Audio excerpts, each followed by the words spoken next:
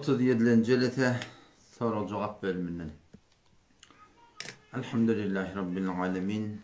Ve salatu ve selamu ala seyyidil enbiyayı vel mursalin ve ala alihi ve sahbihi ecmaîn. Mutlu Müslüman oğlum, bir jeleten başında il aramızda bir ulaqam bir yürek ağır var. Şoňa hakkında bir näçe gurun bilen ta inşallah barayly soru cevaplara. O da toy etmekligin gaty bir gyn ýagdaýa düşmekligi.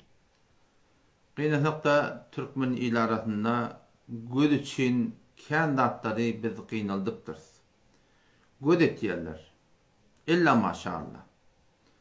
Halktan kim galmajak bolup, ýerden kim galmajak bolup, bir oňa-muňa dil ýetirtmejek bolup, gara şonuna özüň üstünlüğünü zadını görmektik bilen toyda bir gerekke harçları edip görsen kıyız çıkaracak yerde toydan sonra bergili. Gelin alacak yerde sonra o da bergili. O taraftan gelin ma, bu taraftan bulan şadamat ba, bula da ortada olaqan bir legdançılık, heyrançılık nem etmeli. Bula da bergili. Ortam bir dene bir film verdariydi. Şu toyundan da film alacaktı. O defiden uçacağını sürüp. Betekten palanç edip. Mağur 15 milyon, 5 milyon, 6 milyon değer başında. Bir 10 daga film, 15 daga film, 20 daga film, yarım saat filmi ki gözdeli atada şu avvalki toyun, avval kayında bir hevat edip gözdeliye. O zaman borsan ona 10 ýarlyk balakym bir miýillerden, 10 ýarlyk ýakçalardan, 10 ýarlyk hallardan, 10 ýarlyk bilmem balakym bir has serwislerden bir daqlar musulman doguldum. Şibidin etýän işimde biraz oýlan şöýdüm. Bagan biz näme edin? Qeýd durmuşa çykmaly, oglan hem öýlenmeli. Sen guda bolýarsyň, garyndaş bolýarsyň, köýrekam bolýarsyň, gaýna bolýarsyň, gaýnata bolýarsyň. Şu toratynda bir dogolluk açılıyor da, dogolluk açılıyor. Bir mehribanlık açılıyor, bir katnaşık açılıyor. Ama şu bir onun kefinden çireyim şüform ödümede bir qarda qavvala musulman dogollum şüform bir oklamokluk, zat etmeklik. Şu bir asıl bir aklın kabul etýän da musulman dogollum. Oda şu taýdan çyndan şidatlardan biraz oýlanmaklyk gerek, tawba etmeklik gerek. Indi ol günäkärçilik ki Hudaý Taala göz için edilýän inşallah Taala Kur'an'dan katı bir vaidleri, katı korkudıptır yani. Göz için etyen adamın kıyamata iman yok diyen bir şunu mesul gurunlar geldi. Yani imanlar da beytmer diyen gurun geliyor. İmanlar da beytmer diyen gurun geliyor. Malını bir huda harc edip, gerekli yere harc edip, gerekli edatları var. Halktan kim kalmayacak olup duran adamlar Allah Teala şoları var. İhvan-ı şeyatin, şeytandan doğulur deyip durursun ben doğulur. O zaman bir ne oğlunu öğrettirsen, qeydin çıkarttırsan, qavlıq etliyen, yaxşılıq etliyen, bir idinde bir mehri muhabbet etliyen, ağzıbırlık etliyen da, bunun idinde palança bergi. O zaman oğlan çık gitmeli Türkiye, Teheran'a, bilans bir ortada iqlak ketip, palançaydan gelip ketip, idine kadar narahatı, onu taraftan na kep çekmeli, bırdat etmeli. Bu günahkarçılığından ayrat, hele cavan oğlunun ki geliyatın, namusundan hulata, derya kenarda bilmeyen cengelle, birdatta, şidatlardan dur film almaklık, öz namusunu almasın ki. Türkmenin ölün yeri bir namus deylen yeri. Öz namusundan durup film alıp, herkesin akısın namusun var, gözleyip, namusun avadallığını gözleyip, ne kadar telefet, cevap Müslüman doğuldum. O öylünüyle bir şidatları. Ne mi peyda var şidatları? Sen öylenecek, sana ayar gerek. Ayar bazımız da var, o da durmuşa çıkacak. Ona da şu doğrultunda Hudaý Taala öýde yaratışı alak bir durmuş gerek. O şidatları gelip dur, barın bilen barlaşıp, tennemen var. Şuparın bir cidid bir içer maşgıla doğrulamalılar. Türkmen öýlenmek takdir da şuna bilýän. Öýlenmek, yani öýýok adamy öýt almak. Öýýok adamy öýt almak. Ady şoşuň. Ady şunu öýlenmek diýerler. Ama bizim bedip duran ýagdaýymyz bir öý ýykmak musulman dogan. Hem gelin tarapy öý ýykylygly. Hem bu taraf bara köýrekän tarap öý ýykylygly. Hem bir durmuşa çıkan ayallığımız o tarafta mana öğrenilmez. Yigidimiz bu da öy yıkılıqlı. Ta ki gelip bu malahim evnadan yığnayança bana falan çayıl zahmet arada ortadan şoğuna kiyine düşüye, kuduret düşüye. Bilen nisbet baksan fesat gediye, tehlikeli atlar ortağa gediye. Yevun hatırlar bana devirip ne kadar qiyinçiliklar var Müslümanlar. Adam eneler, atalar, daydalar, gözünüze dönün, başına dönün. Gayrat edin yani iştihatları özümüzden başlayın. Ben elhamdülillah ve minnet qiyde çıkardım. Oğulla öğürdüm doğrusu. Elhamdülillah başardığımdan şu aytyalam diye ettim önümde. Oğlu öylöndürdük bu. Anlı taraftan bağırlaştık ketekide. Öyle yolmamız ne emeğin var? O bağırını verdi. Benim kömekleşip tutardım bağırımı. Ne olur bergaya girdi şeyde bir. Ne bir şeyde bergaya girdi. Kıyı çıkarmadı şeyde. Ne açı gıdırlak çıktı. Öten gıdırlak ya. Hanginden hemen 1 milyar gıdırlak ağa. Ola şu oğlunun kıyı. Oğluna verdi ya. Türkmenin orhunda şeyde. Sen bir hiç tat yok dedim belgiledim. Ne çıkırdılar? Bağrını daktın. Kime daktı? Oğluna daktı. Kıyıda dakana, geline dakana kim? Geline verdi halan. Çargat, yalık, yeni bir dat. Bir datlar ikasen ömür tayinağıdır giyilip de batarak Müslüman doğru. O zaman xahiş etti yani şu datlar derin gaydın. Şu datlar tebek var ya. Yani zina ortağı geliyor, fahşa ortağı geliyor. Cavan oğlumu dargıya, ihtiyada çekiliyor, fesada çekiliyor, fahşa çekiliyor. Näme için çünkü ölülmek kıyınlar. Ölülmek kıyın. Huday talamı koyan daha değil. Şu iyimek gerek, içmek gerek var. İyi biçilmeklik, yetmeklik kıyın mı diye oğurluk kâreli. Sen şu an oraya tirin barklarının malakayım. Yani tiri barkın tirimden kohorttukları. Ne kadar oğurluk şu kâreli. Näme deyip? Çünkü aşık kâreli. Çünkü bahatçılık kâreli. Çünkü karnında doyurmak ne kadar kıyın var. Şu tayda Müslüman doğrulam. Şu da önümüz derin gaydın. Allah kuvvet versin, Allah temizden kabul etsin. Şimdi mikrofonu bir irat taftarsın bir doğrulayın. Ki bir yerden çatıldım. Tez kavtu öğretme gelir yalak. Bir göreyin geldi mi? Geri bilmem ne. En başta doğrulak koydum. Bilmedim neresi ottur yine de. Devişiptir. Bolmanı diyeyim etmenli bu gece. 3 etti 5 etti diye bunlar göreydi. Olmasa mikrofonu hak eder inşallah.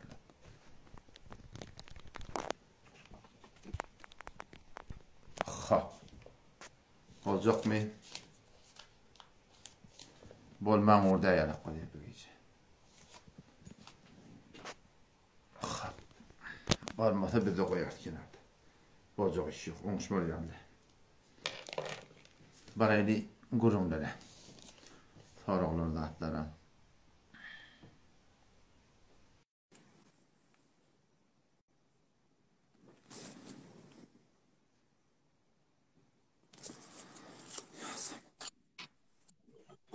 Selamun aleyküm. Selamun aleyküm. Aleyküm. Fatih kavum. Ahuncan kavum abi. Elhamdülillah. Tamam atıyorsun mu? Elhamdülillah. Canım tamam Ahuncan.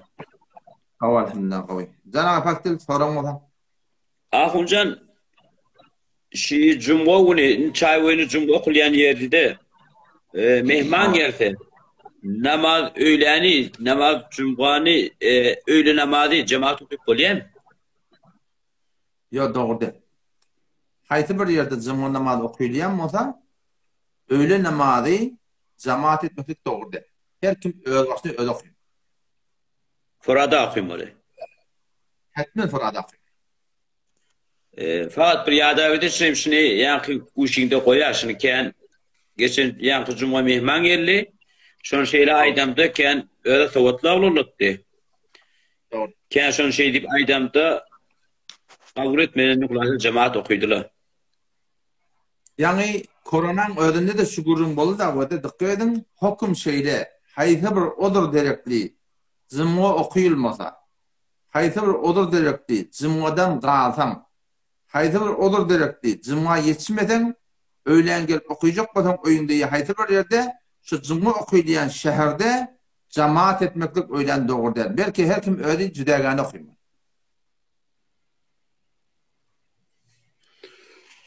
Başka soran var mı? Ahuncan şey Bender Türkmeni bärik gelýän bir ziyaretka we Behawettin diýen. Hawa.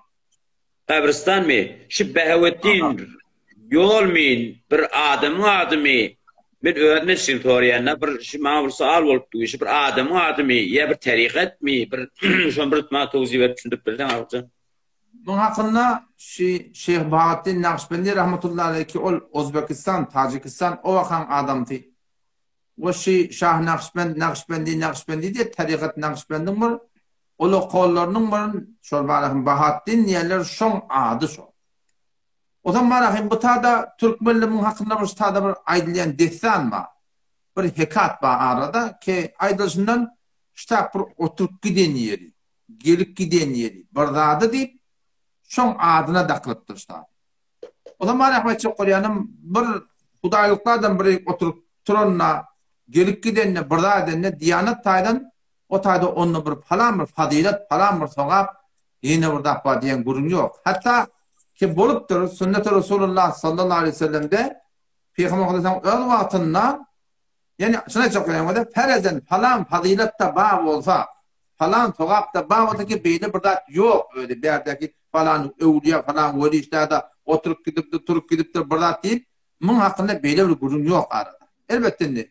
Bir peygamberin oturan yeri olsa, bir peygamberin düş olan yeri olsa, bir peygamberden bir yadigar kalan yerde olsa, şon iyide telekeye barcak olsa, şondan hatta evine geçildir. Yani Resulullah sallallahu aleyhi ve sellem oyat hakkında geliyor, bir tane bağ var, şona Semure diyorlar. Peygamber Huda sen bana Hudeybiye karşın kaydıp da Mekke karşın geliyken kafirleşen evinden çıkıp Mekke bir yılda Peygamber'ini koymuyorlar. 8. yıl be'setti. O zaman şonda Peygamber Huda sen odok bir destanı var. O tane açacaktı. Odok bir gurun. O zaman şu tada mecbur oluyor Peygamber Huda selam sahabalar böyle beyet etme oluyor. Zahad etmek için çıkıyor. O zaman şu bağın aşağına 1400 ile 1500 nefer şu Peygamber'in beyet ettiği ölümden çıkıyor. O zaman Allah Tebarek ve Teala da şu bağın aşağına bulan beyetten razı bulup Sure-i Feth'te لَقَدْ رَضِيَ اللّٰهُ عَنِ الْمُؤْمِنِينَ اِذْ يُبَايِعُونَكَ تَحْتَ الشَّجَرَةِ فَعَلِمَ مَا فِي قُلُوبِهِمْ deyip şu bağın aşağına bulan beyetten Allah Tebarek razı bulun deyip şu bağdan da şu tadavül söz geçiptir. O zaman şu bulun bir yani bir Huday Teala'nın peygamberinden Allah Teala'nın ayeti inen yerinden şu bir değişikli bir yer şu tadavül. Sonra Peygamber Hudaysa'nın dünyadan kayıtya Hazreti Sıddık radıyallahu anh dünyadan kayıtya Hazreti Ömer radıyallahu anh eşitiptir şonda. Demen eşitiptir. Şu taada adamlar Peygamber'in beyet eden yeri işte adamın ayetini falan etti deyip de şu da bir iki rekat nehir namazı okuyalım. O zaman bu beylik gitti min iyili doğru bir mübarek yer, doğru bir erzişli yer, kıymetli yer. Ama bunu gelecekte adamla min iyili teleke edecek. Teleke bırakın yokla da muhtemelen mindirecek deyip gece orunda bir vakit Hazreti Ömer radıyallahu anh şu bağ düğümünden kestirip elbirek okudum hiç yerden bildirmektir. O zaman Çokuryan'ın Diyanet taydan bir veli, bir hudaylıklardan bir yerde oturuptur, deheklıktır, bu da hiçbir fadileti yok arada. Hatta eğer fadiletin bağ olsa falan mevzun hakkında şun iyili telekeye varacak olsa şu da katı evinen geçmeklik gerektir. Yine nokta şu Behawettin nipturun yerinde yine nokta şu da ödülü bir şey çık bağları olur. O kabristan yerleri, kabristanı kalmaklık bir musab soğaptar. Kabristanı bir anda 2 raatten gözün aslında olmalı. Biraz ülpeten adamlara senin elin terde dua et, Kur'an okuyup dua bağışları dua et. Ne yapalım dua etsen sonra dua etme. Ondan sonra da öleceğini yerde kalmalı yerde o tahtı. Ama yine haklı şu an benim kabristanımız, ortam o tahtı danışmata, o tahttan halet nebi, bir tahttan bilmiyorum o tahttan ya pira kaçtı, bir tane ağzım var. Ağzı pir edip bayrak doğrultunda bir gomrahilikler şu tahtı görünüyor. Bir günahkarçılıklar şu tahtı görünüyor. Doğruca şeriatı tertat. Meğer kabristan fıkhedildi. Kabristan meğer bağdar mı? Kabristan meğer iyiliyen yer mi? İçiliyen yer mi? Meğer yatılayan yer mi? Onun şu tarzda şehirlik durumda hatta keşfinin kabristanında son edildi. Ve hatta Hanefi mezhep boyunca denanalan barmaklık doğru değil. Denana barcak kadar khas şirayet var. Onun belli ulamalar bıraktı Türkmenli hadisinde yok da denanalan barmaklık doğru değil. Şu tarzda manahim şehirlik durumda hiç öyle hamur günahkarçılık yönünde. Ay Patel, başka soran var mı? Azakun sağlım ken, yönü kalp bir ayçı kadınma, geçen seri Azakun Merdani'ye de bir iki nefer geldi. Hey, Ken sual etti ya, işim ciddileşti bir formda. Sualler devlette kadar ciddileşi oturdu. Bir şikayetçim şey, alan live'e gelirli de, bir nova tırayet edecek böyle 5 dakikadan hala bilmeyen ödünün kovul yani. Gelip de bir taraf net alıptır, dehmet çekip bir hanıvadı öyle gözler bir üç köşükler sual eşecek, üç köşükler cevap eşecek. Şimdi hemen hayırlı öyle hafıcam. Şimdi edalı bir vakit ciddileşi adamları bir öd başına gel hatırlat oğla burada hatta. Böyle Allah cezayı Bolan, şeytan şahını gurumul inşallah başardığımda Allah dedi inşallah. Esselamu aleyküm ve rahmetullah. Allah cezayı hayır ver. Ve aleykümselam ve rahmetullah. Müslüman olmayan kavmum. Selamun aleyküm ustad, yaxşımı alın? Elhamdülillah. Tamam aleyküm. Elhamdülillah. Müslüman olmayan hayda. Ustad, gurbette bir homşi hamalı sapkarımız da. Hava. O bir hamalı özünü sonu diyeme olacak. Olan bir Huday o, bir hamur o, mesela kıyamet o. Bu zatları hiç günahsan itimadı yok. Hamalı biz oturup namaz okuyamız, neyemdik okuyan kimi okuyanız deyip, yani çemenler penak, işte namaz okudanak. Yani şu zatlara men itimadım yok falan. O zaman şun eline işlemimiz nezire doğru mu? Doğru değil mi? Sen o da Yahudin elini işleyen de sana hal alacak, Mesih'in elini işleyen sana hal alacak, Ermeni'nin elini işleyen hal alacak. Haçan işleyen işin halal olsa. Ama da dongu öldürme olmasın, adak tatma olmasın, adak becerme olmasın. Yani şunu yazacaksın, işin halal olsa, heriki kaçtırıp bari restoran olmasın. Şunu yazacak, işin halal olacak, başı işlev olsa, alma turdur, yine burada tutuluktur, ben nayidir. Onlardan hiçbir irad yok. Yani şeyle bir iş başçılığı bilen başardığımız şöyle adamların yanına işlemeyen. Yani hendeki işlep verdin, namazlarından sonra ya Rabbi Allah bana bir dinimin, dünyamın, ahiretimin, sağlığımın alacaklarını netip ettik. Ödüne yalvarın, 7 kat atman, 7 kat yatak kaptın öldür. Size yol açar, kavu yola çıkmaklığa inşallah. İnşallah. Selamat var ustad. O başardığınızdan şol işin eğitimine oturup ivismeyen. Başardığınızdan şöyle kodamani bolup akkazan da vakkazan bolman ol adamla bilen. Arkayın manakın var oturup durmam. Şöyle hatta ki işini de ba olan da getir bunu getir beyt şehit bolya şoförmrak yürügünün sallamarak bolun ol adamla bilen. Bolu selamat bol ustad, Tanrı yarkan. Bolya bolya bilen Allah yaran olsun. Abi yaralara varaydı. Nefasın köpüsüne çittir. Denanlardan oğlan mı diye? O şonun nefasının nahayeti 40 gün Müslüman. 40 günden sonra yine de var akım anırdan bir kandat yetedi yine namaz okuyuvermeli. Halet Nebi, aya peygamber değil mi? Men giden tahkikime ola peygamber değil. Ulamanın tefavütü ra'yi var. Yani ben ön tahkikat gördüm, men tahkikime ola peygamber değil. Bolar inşallah bolar. Gerek bu haylar inşallah. Gözdegimizin öne geçecek bolsanız, önce şu gözdegriyen zatlar var. Yani Huday Teala'nın hifazatını, Allah Teala'nın koruğunu adam başından ayırayan zatlar var. Şunu ayırmalı. O da ne mi? Öyünden haram ekiller çıkar. Ama etan ekil gıstırgırlığı ya albümde ekilin ya öyünde ağlaca var, göz var, yılanmış var, dadranma. Şuna menestaplar, şular günahkarçılık, şu zatla adamın Allah Teala'dan hifazatını, Huday'ta hifazatını bizim başımda ayırıyor. Çünkü Kur'an'da geliyor. Kul ma ya'ba'u bikum rabbi levla duakum. Ey Muhammed Mustafa min bendele ma'id diye. Ne mani? Ma ya'ba'u bikum rabbi. Benim Rabbim Allah sizin pervanır etmiyor. Benim Rabbim Allah sizin gayrıyınızda de. Benim Rabbim Allah sizi koruymuyor. Benim Rabbim Allah sizin nerede helak olacağınızın asıl fikrine de.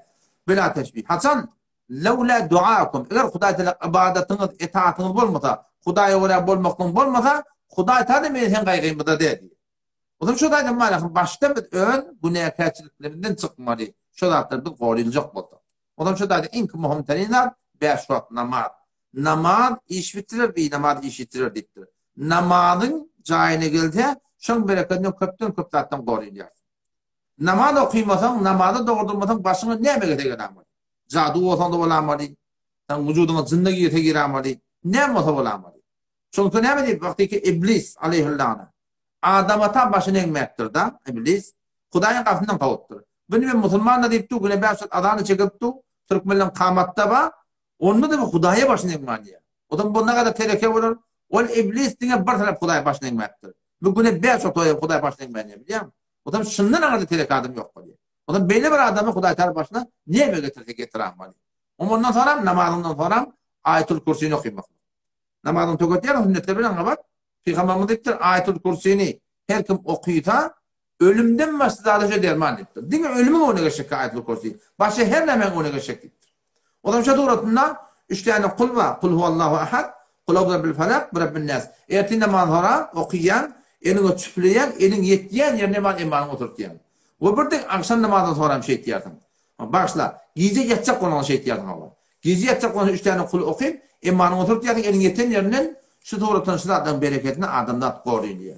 Ya ertiberen Bismillahillezî la yedurru ma'a ismihi şey'un fil ardı ve la fis semâ ve huve's-semî'ul alîm. Ertib üstüne okuymalı, akşamdan üstüne okuymalı. Şunları yani düşünüp okuymalı yani.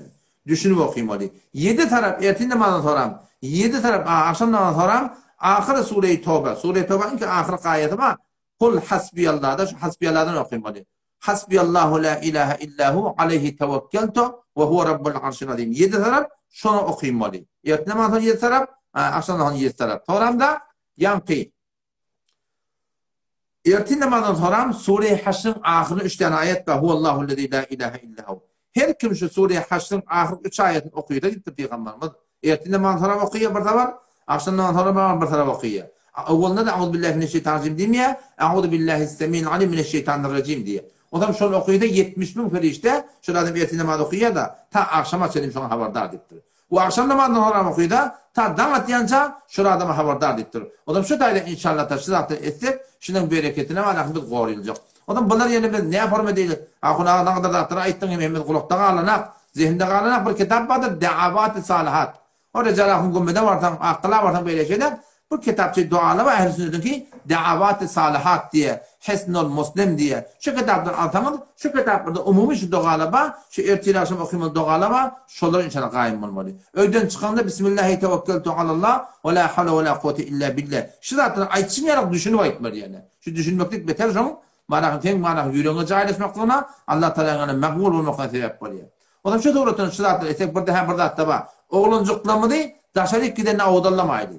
Oğluncuklar ki oğlan mırtın yanına gelip bir rahim. Şu kıyıda olan da atları daşarık gidenine avdallamaydı. Şu göre geliyor da. Daşarık gidenine ganimet bırak gedin. Avdallanacak ona öde avdalladın. Ya hemen şu gülüyacak erkek oğluncuklar var ha. Şolun kellesini tiyirmaklık. Şu 12 yaş, 13 yaşlarında var rahim. O hatır göre geliyor da. Mesela kelleni takıl etsen göre gelmiyor. Onun şu tayda manakım şu kelleni takıl etmeklik oğluncuklar. Şol hem insanın şeytanlarından hem cının şeytanlarından manakım şu suratından necat tapmana sebep oluyor. Şu da inşallah gaim modak duaları gaim modak ve hatır hal beşondan sonra Xudaydan yalvardım. Ya Rabbi ya men gor dedi. Şu da bereket inşallah gödegmeden kullen necat tapar inşallah.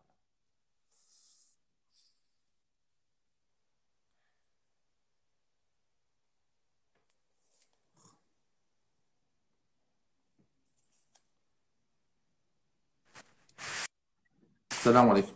Esselamu aleyküm. Ve aleyküm selam. Selamun aleyküm. Ve aleyküm selam. Yaxşım halım. Elhamdülillah. O denmedi. Can Müslüman olun. Torumu hayfiyonu aytan aydan. Aydayım mı? Sen aydan. Akun adı öz bilşin yağlı Türkmenirin arasında bir yaramız bir yağdığı var da. Hava. Ola ikinci ayağlı almak kalktı da. Hava. Zenan zamağı için beter katıqın görüyor, yokuş görüyor. Elinden gelen her näme etjek şunu aldıracak değil. Hava. Şoňa şeriat näme diye şaptı. Ve de qeydin ikinci ayal almaklık. Hudaý Taala Kur'an'na 4 ayal almaklığa icade beripdir. Ol bir adamlara ki şolarda yağday bar bolsa. Mal taydan, can taydan, şon taklamaklık taydan, derayet bir düşüm taydan 2 ayalı, 3 ayalı, 4 ayalı taklap edecek adam bar bolsa Allah tebarek ve teala berin icadeti. Bu farda de, vacipte de, sünnette de, mustahapte de. Bu bir icada berilen icada. Hatta eğer bir adam bir däne denanany dogry taklap bilmejek boldy. Dige bir denanany. Şoň marak ýöne biriniň kyn alt dewalan getirjek. Şoňda ýeriçen taklap berip biljek. Şonda bir dogry aýlamany akyl ýok, pikir ýok, jaý ýok, ýene bir zat ýok. Şu bir aýal almaklyk wagtydan başarmajak bolan şole musulman doganlamy bir de ola gamry günä keçirir. Odam şu taýdan wada awal başdan şunu düşünmeli, ikinji aýal almaklyk, üçinji aýal almaklyk Hudaý Taalaň beren ejadaty kim üçin? Ýagdaýy bar adamlara. Mal taýdan, jan taýdan, öý taýdan, mekan taýdan bar taklap biljek adamlara ejada. Odam eger ştada haýdy bir aýallygymyz öz adamsynyň ikinji aýal almaklygyna narda, ya ikinji alypdyr, üçinji almaklyga narda, ya üçinji alypdyr, dördünji almaklyga narda. Nardalygy nämeden çyryň? Şundan çyryň ki adamsynyň taklap bilmejegini bilýär. Şu wagtym meni ondap başaraňak, bir gapdanyň gardy, bir gapdanyň gawal, bir gapdanyň başagaýlyk, sen şu wagtym bir eçer maşgul sen ganyny, ikinji ýyldan näme boljak diýip, şu taýdan eger ýok şorýan bolsa, öz hakynda bolsun, hamany körekeniň hakynda bolsun, şoňa doganyň hakynda bolsun. Haýdy bir musulmanyň hakynda şuşun dogry taklap biljekki, dogry edalet edip biljekki, dogry nezaret edip biljekki, dogry marahy bir eklep biljekki diýip, şu taýdan narap bolýan bolsa, onu ömür iradi ýok. Emma ýok. Hudaý tapdasyň meni diňe uğruna. Adamsyň ýagdaýy bar, jan sag, maly bar. Hiç bir kemçilik ýok. Şu dogrutyny alaty diýe, o Hudaý Taala bu erkadanyň beren ejadaty. Alaty diýe aljak diýip düsturna ýagdaý bolduka, o bir aýallygymyz şunu ýok şurdy. Şun marahim ýigrense, kabul etmese, beýle bir zat bolmar diýip, bagyşlan ha öz bokulca ýüregine büýür bilmese, onda dogry Qur'an'da Hudaý Taalaň aýdan dadyny inkar etdir adam o denana Allah gorydyn kullen dinden çykdygy bolýar. Şu şeriatyň hokuny inkar etdi. Şeriatyň aýdan dadyn bir ejadatyny öz nefsiniň oruna gidip inkar etdi. Ýa başda aýtdym wada adamdan şiderek narahat, şiderek söýelek şugurdyň ki ýagdaýy ýok. Başarjak ki, ama bize ondar başarmaniye. Şeri başarılıkta gitmiyor, kardıga oldu. Şu taýdan ýok, şu ýamaty iradi ýok. Emma ýok, diňe şunu Hudaý Taala beren ejadatyny näme şeýle bir dap bolarmy, ýeni bir dap bolarmy, beýle bolarmy şeýle boldy. Şu Hudaý Taala hukmuny onda dursa, şu denana qynan tapda ýürüýür. Aýdym beren ahmet etdi, kıyamatyň aýtmady, men aýdym şu wagt şu denana Hudaý Taala kafir boldy. Kafir bolýar, imanyň çykyryp nikahdan çykyryp. O da meşruat eştiyat ediyor, teorikte görüyor. Hatta şu Türkmenistan'da ne kadar doğatalırlar var, elbet yağdayla bir de aytıyalım.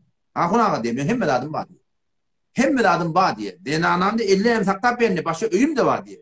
Hiç bir temsilim yok diye. Şu ikilenci ayağı alacak diye, bir onu o atlasın diyen diye, neme, yine burada mümbür gurun takıp diye, ortak gelecek denana at takıp diye, ortak var hatta diye, tim nağıl billah, aydetim öyle sen zina etmekden radi diye. Zina etmekden radi diye. Ama sen ikinci ayalmak radi diye. O zaman şeyle bir denanlar, şeyle bir ayarlı olmuyor ki, şeyle bir düzgüne gittiler, onlar tövbe etsinler, kaç tövbe etsinler yani. Tövbe etmeseler Müslümanlık oğlum, bir Hudaý tapdatın men açık aydayın, imansızlık şeyi. İmanlı gidermek olar ki cayını, şu an imansız Müslümanlık oğlum. O zaman efekt doğrulamadı, o ne hakikatim şey. Barın bolmasa kalmakta ejady ýok. Halal näle işleýärmi? Barın bolmasa, kuwwatyň bolmasa taklap bilmejek bolsaň halal der. Bizde şu görýär şöhremede de ikilenji aýal alap, awalkyn goýup, kullen izir-bizire çazyp berdiken, olar şu ikilenji aýalyma halal näle kullen. Emma wada gurun şuňytyne, wagty ki bir adamyň ýagdaýy bolduka, şeýle bir adam rady bolmasa Müslüman dogan, fakat elbetde en başyna eçe goýdun, ýadyna çykmadyn. Şun ýagdaýyň barmy? Alybiljekmiň? Yo, denananda başdurdy. Hem bir time olup bilecek mi? Kitap olsun. Şu olsun istihara okuyor olayım. 2 rekat nefil namaz okuyup, işin Hudaý Taala ya Rabbi Allah, beren malın da var, beren canın da var ya Rabbi Allah, takatın ve kuvvetim da var. Şu bana hayır mı, ya şer mi? Ya Allah şu hakkında hayır olsa uğruktur, şer olsa tavdip istihara okuyayım. O zaman şu hayır olsa ya Allah'da uğrukturur gider. Şer olsa da onu daha çok neyandarlar, şundan hayır yoktur, şundan tahtik yuvran çekmektir. Onun şu daydan, ol bir denalar ki şeyde bir ýagdaýda arada şeýerlerde bir Hudaýyň benedi, ikilenji aýalym ma men, öýüm ma, yerim ma, ýurdum ma, hona hem bir adam ba men diye. Türkmen öz ýurdunda da. Ýene de şimdi aýalyny sen Kur'an okuýup berdi. Kur'an okuýar diye. Adam Kur'an defeye diye ne bilemem. Şu borum şu diye. Ýene de şimdi günüm näşinden ýa hona. Sonra şu denany men daýlektim. Näme? Näme diýip ejale ber aýagyň. Men näme kemçilik goýýan. Men näme kemçilik etdim ona. Ýene bir etdim. Aga, Hudaý Taala erki adamlar 4 tane hene ýermakda ejale beripdir. Şu erki adamlarda 4 tane güýç bolanlygy derekdir. Şol Hudaý Taala ejale beripdir. Adam men denen aýtdym ýene. Balla diýdim, şu okuyan Kur'anyň seni gurar ýa. Ya Kur'an okuyan. Kur'an okuyan näme peýdasy bar? Wagty gidip Kur'anyň içine radi bolmagyň sonra. Sen musulman diýip aýdan näme peýdasy bar? Gidip musulman sonra radi bolmagyň sonra. Odam şoda godem iki tarafda aýtýana. Eger sizin ýagdaýyňyz ýok bolsa, ikilenji ýala dursun. Şu awwal haýal almakda siz halalle. Maňa halalle siz halalle. Yo ýagdaýyň bolup durupda, dinany şoňa garşy çykda, şuny ýigirente, şuny dinýetirse, olar da bar ahym şu ulu kamur günahkarçylyk, ulu kamur musibat inkar edip duran ýagdaýy ýetdi, Hudaý taala olar kullun dinin imandan çykýar. Jamyatymyň başa soramam. Bolla Allah razı olsun. Assalamu aleykum. İsmailcan qawman. Assalamu aleykum. Hudaýa şükür. Tamam. Arman Allah hoş. Bardy. Hudaýa şükür. İşim var. Ahunada hemsaýlarymyz var, bir behziside. Hawa. Şoň bir van merjek diýenden behzisi bir çar ders etdi. Ben de Hudaňda ýagdaý eken ýok, şoň bilen bir van bilen çerqiýaty alyp işlejek bolýar. Ha. Şonu soraşýar, forum dogrumy, dogry diými, ýaly almaýyn diýip Beriljek vamy, diňe şoň pulundan alýarmy ýa aýdygyna alýarmy ýa kaptanyň puly bermeli? Yo, bu pul vermiyor ki. Näme? Aýdygyna ketýärmi? Aýlygyny berýän aýlygyny kesýär ne? Ýakynlykda men Dalyftaý goştun şaňakyny habarlaşamda, Mufti Abdülcelil bilen kepleşemde, diňe öz aýlygynyň ketilýän motor şoňa jabaz bar diýdi. Ýani taqwa de etmekdik. Ýöne fetwa bar diýdi, onu şu bajyda aýt, sana ejada bar aljak bolan ýöne nefil namaz okyp bir işni Hudaý taala gördün ýa-da men almakly haýr mi haýr dendi. Bolýarmy şa? Tamam. Boldy. Kardeşi, ben iki tane ahundan soraştım. İki namazcıma öldü. Ahun namazcıma ahunu. Hawa. Şu Mawludxanyň hakyna. Hawa. Biri Nizamabadyň Negin şäheriň ahunu. Dogry. Bir de Malayşyk giňligiňki. Dogry. İkisi şu Mawludxanyň red etdi, dogry dedi. Hawa. Bir de ki hemen şu ayete varmagy da hatta bir defa varmaly. Ola da diýdi namazcıma haýaksy. Ahulary men soraşamda dogry diýdi ola da. Ayet öz ayetin bolmasa, ýani sen ayet alýan adam bolmasaň, sen o diýdiň dogryň sen ager millet ayet berjek bolsa sen üçin oturmaly ejadam ayet aljakdy. Ýa-da başga bir adam ayet berýän bolsaň, sen diňe birçe tarap barmaly ejada bar. Şu bir tarap jynada namaz bolsun, bir tarap bary gidip o ýerin başyna gömüşmek bolsun, şu bir tarap tülhüm bilen kulak gaçmaklyk bolsun, fark etmeýär. Şu diňe bir tarap barahym iman hemra bolan bolsun, baran ýeri berilsin diýip bara şu toratynda haýır doga etmekde ejada. Ol Mawludxanyň da Hanefi mezhep boýunça bar, türkmen ilahyny okutan Mawludxany dogry. Mawludxany Hanefi mezhep boýunça bir Bagdad ýok datda, ýene türkmen ilahyny etdirnat, bu da dogry diýen. Ya men bir toýdan gelýär bir peserem bolma. Aha. Onuň öl geleceğleme dolgun Mawludxany okutdur. Dogry. Şonu diye ahullu diye şonu bir turmal yerine var diye şonu lad etdile diye. Men diyen şu turmal yerine diyen peygamber gelýär şonu lad diyen turya diyen de yok diye o. Men diyen sen baba Arabi sen düşünemek diyen ahundan soruş näme diye kalýan diýende de şonu men bawer edenak. Men şoňa näzire düşündirjegim bilen. Hawa gynanlyklar bütün türkmen ilalarynda %90 şol Hudaý taala şu öz okulýan kitabynyň özünde de bar. Şu wagt nawdy bilen peýgamber ruhy gelmeli wagty boldy bir zat diýip, şoňa malahym bir zat maqam daşdyr şoňa bilýärmi? Halata qiyam daşdyr şoňa. Şu kitaplarynda men gördüm şonu. Şu turatynda malahym goýan alýarlar, naga diýdi, kafine çykyp ýaly oran ýene bir zat diýerler. Hudaý taala peýgamber ruhy geldi diýip etirap bi olaqam günahkarçylyk bilen bir Fetavai Bezaziye'miz ve Hindiyan kaptanını yadıqlıydı.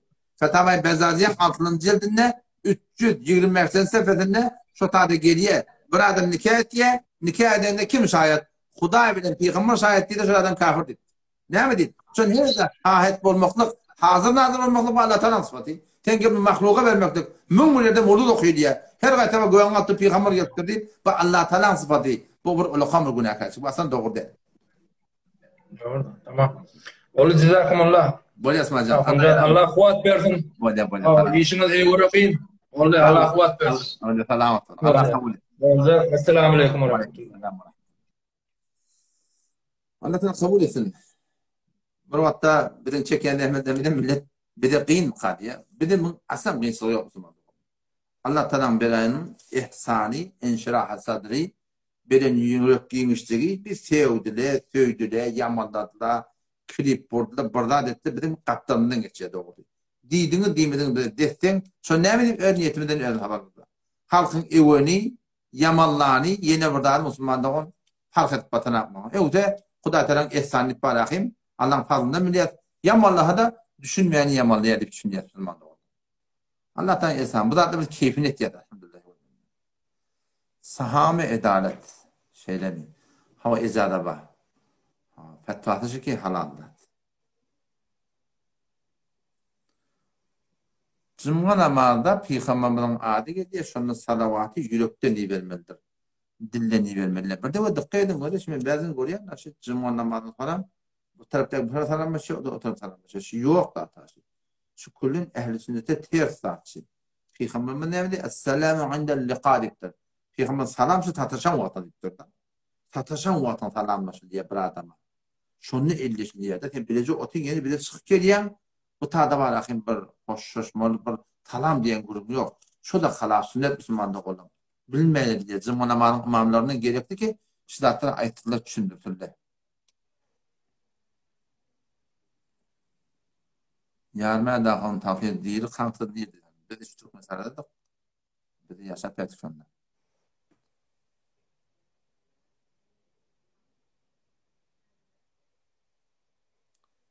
Hava haydi bir zımmayı ki şu tada ehli haka bir gurum vermekle icade vermeyen muhtara belki bedaat dağıtlar var. O da lafladır ki namaz cemaattan kalmak. Meğer ki bir etikadiyatta bir khas yadaylar oluyor. Şundan namazda kıymak doğru olmuyor. Entek pentek kurulun için namaz cemaattan kalmak. Tıkkaydın o da Türkmen il arasında bir kokun pişiriliyor da. Uraltı da pişiriyorlar da var. Aradayın başında da pişiriyorlar var. Ya ait koluyla şunda pişiriyorlar var. Arada pişiriyorlar var. Bu da hatta bir dini diyanatta bir vazif var diye bir da Türkmen orfi. Pişirip verecek adam sadaka versin, vermediği adam vermesin. Vermediği adam da irad almalı, veren adam falan da tutturmalı. Bir iradlı da Müslüman.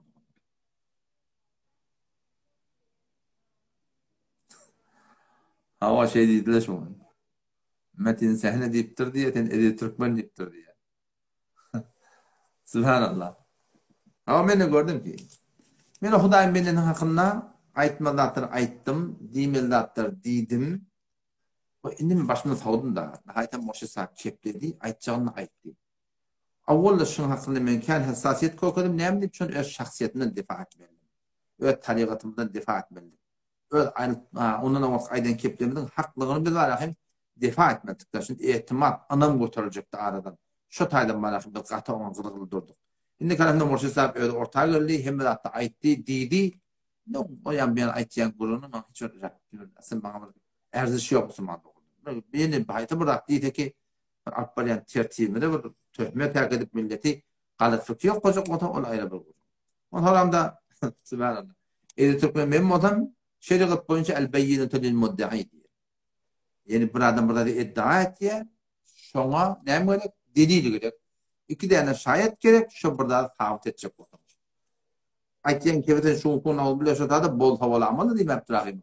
Doğuşun öyle deyiptir bileyim. Yani kemşi live şahitler bilen gelsin. Sabit et bilemem sabit ettim ki Türkmen merakı memuruyum. Hem taraf şahit getirip bilmiyor ki mümkünlükte şahit getirip bilmiyor ki. Onu gören adamı mı der ki وَلَّمِينَ عَلَى مَنْ أَنْكَرَ Qasam içiyor ol bir adam ki yok men ne diye. Men de vallahi billahi tillahi men qasam içiyor. Ki Türkmen men ne? Men ne diyor. O yine bir defa Metin sehne şartlar ve gelse ben ona qasam içinde pedası yok. Ne mi? Çoğu Müslüman bilen akta biliyor musun? O bir Müslüman bilen akta. Ben Müslüman olan adama ki qasam içinde pedası yok yani. Şu taydan bir boş kurulma da. Ağır başla ayet yani.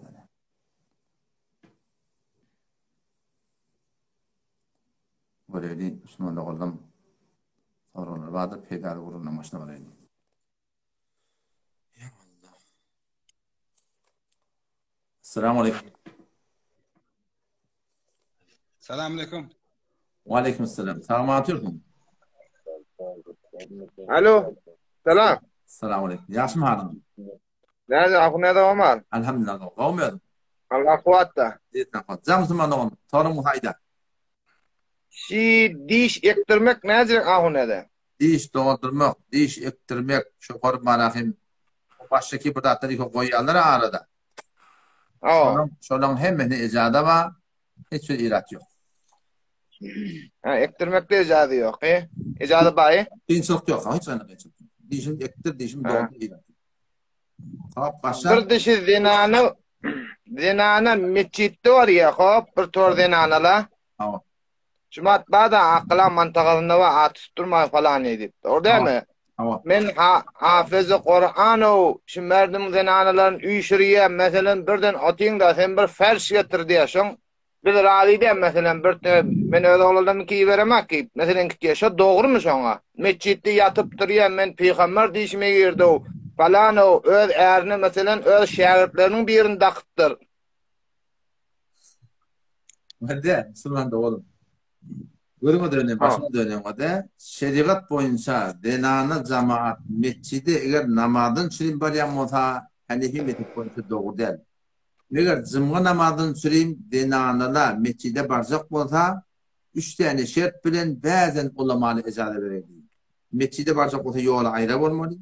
Kadim çeşev yalak yürüdü örtüyordu. Kadim Türkmen hesap para. Kur'an'ın hesabı. Son yalak hesap olmalı. Üstüne atılda çalıldı.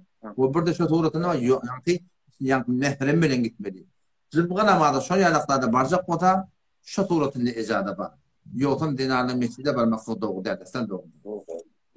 Yüzman mescitte bolup bir tor zinanaları isteyen mi? Sen inkar et ki birden bir fers. Mesela şu fersi sen ağa getirip mescide bir fers versen sen ruzin azun tar doğun ruz oluyor diye.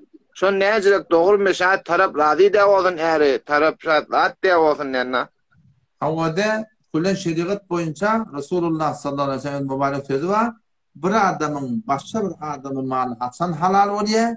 Biti bir nefsihi diptir. Yürekten şoňa rady bolupdyr. Odan şu da 3 bölümlerde dağıtlarda haýty bir adama bir format aýdyp ruderwasyda goýup, bir utanca goýup boýnaldyrmaklyk bir doktorga haramdat, aslan halal bolmaýar. Ýa-da şu külli döwletine mesjide falan gerek, falanat gerek. Her kim elinden gelýän kömek edip, şu külli sordan aýtsa, her kim ýürüp, inancı bilen elbet berse şu halal bolýar. Ruderwasyda goýup benewra aýtsan, ol aslan halal ýapyň. Ruder vaside o yerden naşmat sen bir numara var ama birinin necek fersi attı atıp durmalı ama şu taraf ruder vaside koyup aslında cenk tallı öyüne orada mı? Şu da men doğurdu ama vermek şu doğurdu edem kullan. Aslan doğru. O suratına olsa doğru. Mescit de olsa doğurdu orada mı? Mescit olsun her yer olsun. Ama ana şu an bir de öyle ama Allah'unla bir hücremde vardır ha. Çetin gödep. Yani bahasında berden bozak ne? Berden nazar edip şeyde rudervasyon koydum. Ben de ortam malum haram tuttular ki adam. Elin manavında.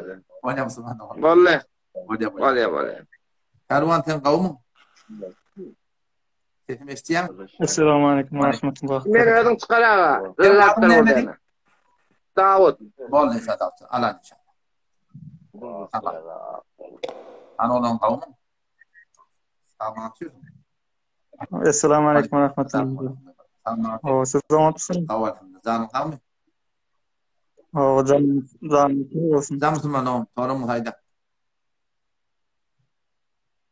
Şu bir sorum vardı. Indi şu biz Türkmenistan çette şu doktorlarda atlarında çağdan ayağından çağda bolsa da bu doktorların da erkek doktor vardı.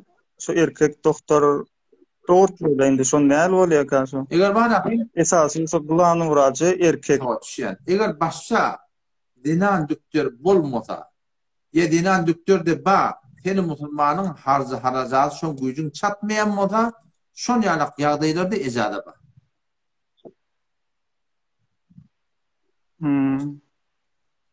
Başka sorun var mı? Yok, boldu. Sağ olun. Rahmetullah. Aleykümselam. Rahmetullahi ve berekatuhu.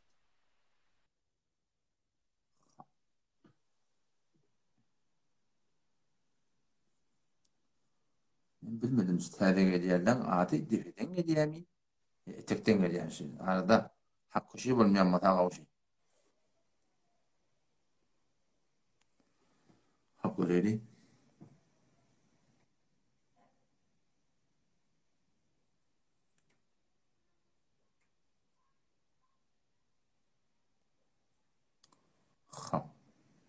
Selamun aleyküm. Selamun aleyküm. Ve aleyküm selam. Selam anlatıyorsun. Arkadaş, kovman olur mu? Can Müslüman oğlum. Allah kabul etsin. Selamet bul. Doğan kabul olsun. Ben bir sualım vardı. Hava? Bu teyze bir kaynatamın iliyetesi verildi. Aha. Özür daş biz oval değildi, ovamızlı değil, kaynatam taş yerdi. Ona sonra gittik biz hakikat. Hava. Ondan sonra ataran zatlarından hakikat iyiydik. Hava. Belki bilgiye digem doğru değil, böyle mecbur gittik de. Hop. Şu bizim indi yemeğimiz nezre oluyor, doğru oluyor mu lan?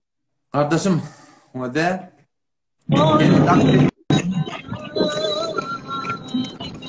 Karol.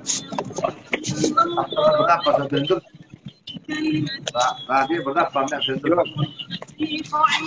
Yok, bu bir nefer geldi, bir nefer geldi sonunda. Bildim hava. Sen adın Yusuf mu? Sen adın Yusuf mu? Hava benim adım. Kur'an'ın malayını gelecek gibi bulup koyup durup bol otursundan haberler. O da sen yilliyete vardın mı? Hava iliyeti. Bunun aslen doğru değil. Bir bolya da 3 gün ayet tutuyorlar. 3 güne barlarına daştan gelen adam olsa şu öydek pişirip dururlar vermeliler. Öydek şöyle öydeni yemeliler. Daşçı oraya kadar gitmeli.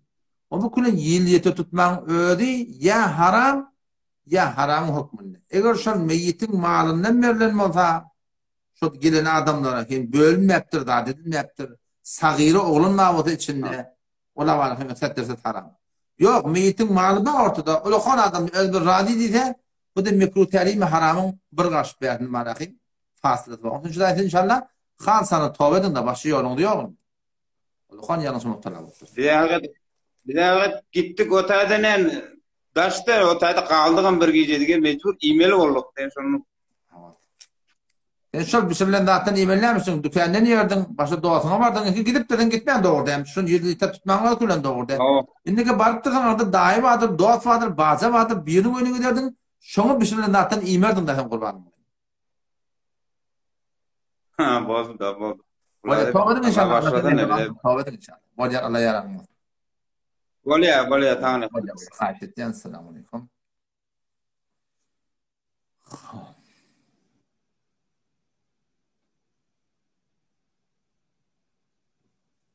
Bir gurbetçi ölüptür. Alt kayıtmadan şimdi ne yapalım alt kayıtmadan alt kayıtmadan. Khas tertibi yok. Sanduğa basalım. Ne yapalım alt kayıtmadan ya başladığında teyirli, gurbetçi bir daş çevrende bir patu, amri, beri, avudalda bir ihtirami bulmasın böyle.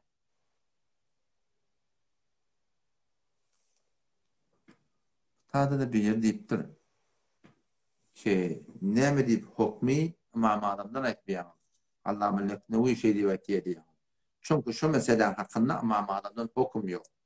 Ciddi bir dönemde hatta var ortada. İmam adam rahmetten ortada yokmuştuk. Sonra dönemdir. Sonra Hanefi mezhebinin ulukon fuqaha ulemalar var. Şu imam adam aydıklardan yolunu şu şunu aydıptır. Şu taydan şunu kıynaydılıyor. İmam adamın ölümünden bağlı bir de başı yerden aydıkları yerine hafta olur. Kaza deyiptir. Kaza diyenler ne mi diyor? Kaza diyenleri şu ıslahat diyenler bir kaptan koyarlar.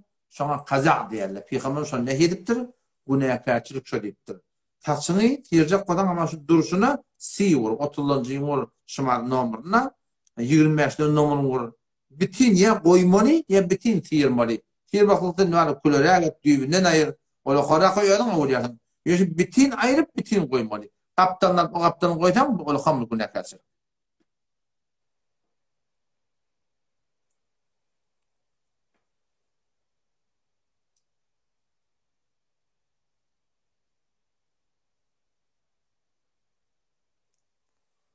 Nerede ama düşünmedim de o şey.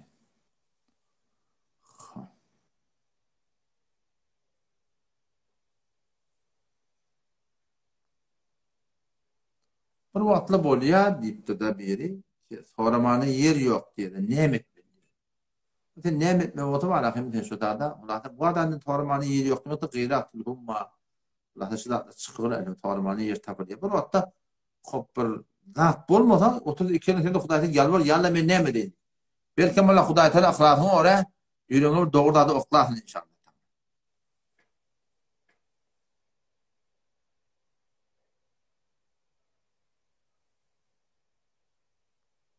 Tadı da bir mujtehidin bir diýipdir. Bir mujtehid bar bazen biziň aralarymyzda. Ki iblisiye Hudaýa secde ol adamata secde etmekdir diýerler. Ohm diye şonu ýeten namazda kıyas etýär. O ki namaz ýok diýip kim aýtýar namaz ýok diýip. Odan da wagtynda namaz barmyşdy. Ne fark etýär o? Gurrun göde namaz baýa ýok, mutyny gurrunda. Oda şo zamanda namaz barmyşdy. O tada adamata secde etýärler, bir secde etmeýär, namaz diýen gurrun diýer. Gurrun Allah Taala'nın diýeninden çykmaklykdyr. Adamata başaňmaýapdyr, Hudaý Taala hukmuşy. Beşot namaz okuyman ya Hudaý Taala hukmuşy. İki de Hudaý Taala tertip bol dämi? Şin namaz bolunmy, çykyr namaz bolunmy. Näme fark etdi? Aýtam, namazyň hukmy ondan beter güýçli ki. Bunu beşot çağıp durdy gelin namaza başy. Dukkaýdyň şi peşewiň hakynda edip bolýan adam näken? Namaz okuyup durgan peşew bir gatda gaýtsa, şu gaýtmaklyk dol gaýdyp duralmasa bilýärmi? Her daýygadan 5 dakikadan, 2 dakikadan. Bu silsiletil bolýar da. Dol gaýdyp duralmasa ol adamda her wagt namaza bir dehak kılmaly. O direkte namaza dehak kılmaly. Amana ertine wagty daňatan ne gelýär da. Şonu dehak kılýar. Otam marahim ulady özüni ýanky maýowda geyipdi, ulady ön parça bilen goýup da şu tuğratyny digi o direkte ne bar derden Ha başa peşew içinden peşew ötdi ýa başa bir ýer ganata ýa ýyl çykdy ýa başa bir yapmada o direkte derden. Mesela dol geldi da dol geldi olar mazur bolýar. Her namazyň wagtyna bir dehak kılýar. Ertine namazyň wagtyna öýle namazda ikinne akşama ýatdy. Şunda bir dehak bilen galan namazy okuýbermeli. O direkte hiç gynçylyk ota gelmedi. Näde musulman dogulumyzda bolýar wede? Näme diýär? Ahuna edip bakdy ýuwun ýatdy. Dadyk diýär. Turk gaýtýar diýär, sogram diýär, gediýän miqadiýet diýär.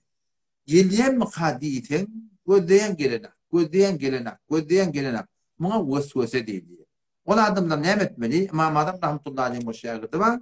İmam Muhammed rahmetullahi aleyh muhattahyna gelipdir. Ol adamlar ikisi peşewiniň hakynda şeýle bir ýagdaý çypdyr ki, ol gelip miqadip durdygyny görgünligi dat ýok. Ola şu turonna ýunup durýan adam. Şonu bir penjet wala akynam çelmeni tepsin diýipdir. Soramdy da çyk gaýtdy diýipdir. Soram şeytan ýene götürýär ýa-da gelli ha diýe. Näme diýmeli? Şu suwdan diýmeli. Soram dehak kılıp bolýardyň, ýene gelli ha, ýok diýmeli. Suwdan diýmeli. Namaz okuyacak koltuğundan elini törttürdü. Namaz okuyacak koltuğun. Yine şeytan vazifet diye. Yine şey tuğdan nimel diye. Namaz Allah'a koyup durup durdun. Sen namaz okuyup durun. Yine şeytan vazifet diye.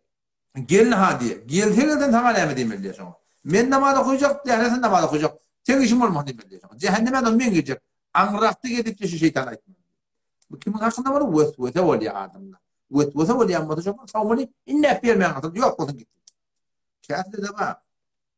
Vagan burada gaýtýar afunağından. O adamlar yol näme? O adamlar yol şu şort var mı? Şonu giymeli. Ayak gola oturundan sonra şu öz barahim gabat yerine bir esma kady bırak koydun. 4-5 daqiqa beýle şerekler oturup 10-15 daqiqa ödýärdi. Barlar sonra şu gaýtdym hawa gaýdandan sonra şunlar sura akyny öwre jummak gerek. Sura akyny gurda akynda bar şu torutunda näme damany? Şu torutunda namazyny dehak kılıpdy. Namazını okuyormeli. Şeyde bir ýagdaýda ortak görýär, şu zaten inşallah gayret etmek gerek.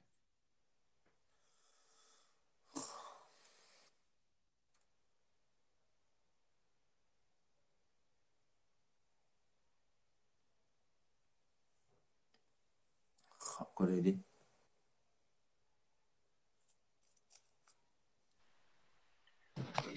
Esselamu aleyküm ve rahmetullah. Ve aleyküm. Ve aleykümselam ve rahmetullahi ve berekatuhu. Selamun aleyküm. Selamun aleyküm. Ve aleykümselam. Yaşım hanım. Alhamdulillah qawmi yaşım hanım. Elhamdülillah. Canım sorumuz. Selamat bol. Sorumlarım fayda. Sen ayda sen yaşlırak sen ayda. Ay bize yaş yok. Şäde 25 ýyl ýakyn. Ayda soram var ayda. Hazakun qosimdan süreyim hammame girenden sonra ahirine de dehret kılsan oluyor mu? Ve de asıl ayak kolu gitmeli, dehet kılmalı, gosl etmeli. Tertip şeyde. Gosl eden sonra sen şu goslun öyle dehret de boluyor. Şu bile namazı kuytan boluyor. Bak ağzın burnun hep bir şey kılmalı. Şimdi biliyor musun? On sonra da dehet kılacak adam. Dehet kılacak olan kılağı. Yani tertip değil mi illa? Tertip değil mi? Dehet bir dehet kıldı irat yok. Tertip değil mi? Ayak yol, dehet kılaydı, gosl edeydi. Tertip şeyde olsun. Yok kâde yattan çıkaya da birden sen fikrin başka yerde oluyor sonra ahirden dehret kılıyorsun birden. İrat yok. Dehretsiz de sen şurada gosl edip bolsan, şu goslun bilen ağzın burnun saykadan, şu bilen namazı kıydan mı diye? Yok, ahirden dehet kıladın, dehet kılağı. Onda da irat yok. Ayak yuk çıkmalı mı ya yumasan da oluyormuş onun ahirinde.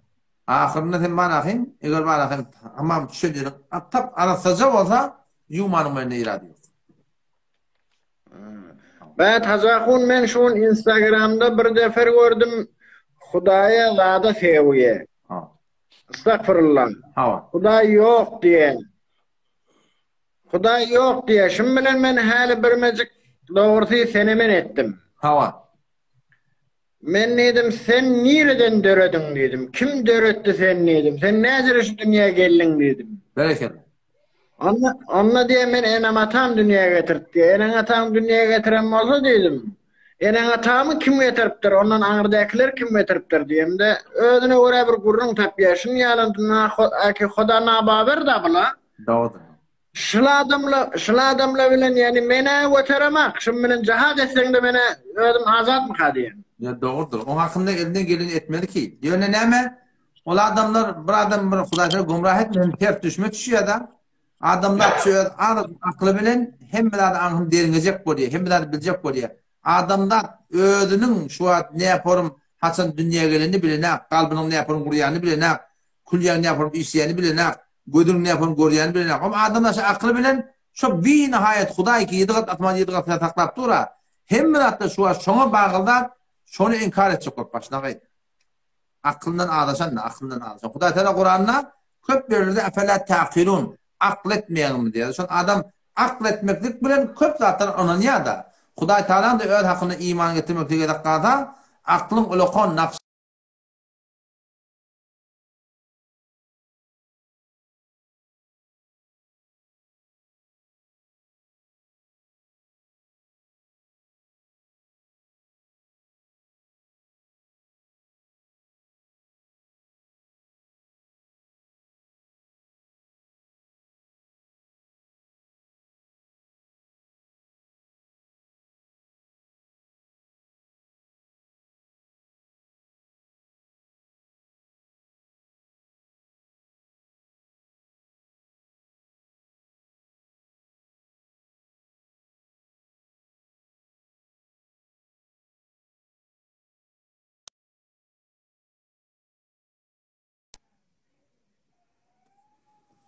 Azat duran ya.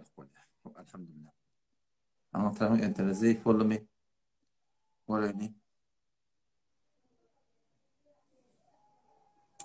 Hava günden hakla şeyler. Bizim ziyaretkarlarımızda barmarlarlar, heykeller etiptirler. Mehrem namehrem gaççıqlı otadı kıyameti yazılmar yer. Bu botdan yağda hevli elbette. Havale maşin tatmaklık şu açı fetva verenek doğurdu. Doğru dediyenler. Ağlaca palaca anlı beyali dakmaklık kula mekruh terimi haramı hükmünne ulukan günakarçılık. Ha mikrofon bir gecimen diyelim etmedim o teessüfana. Ketibir kaldırayım işlerden. Ha mikrofon diyelim etmedim o teessüfana.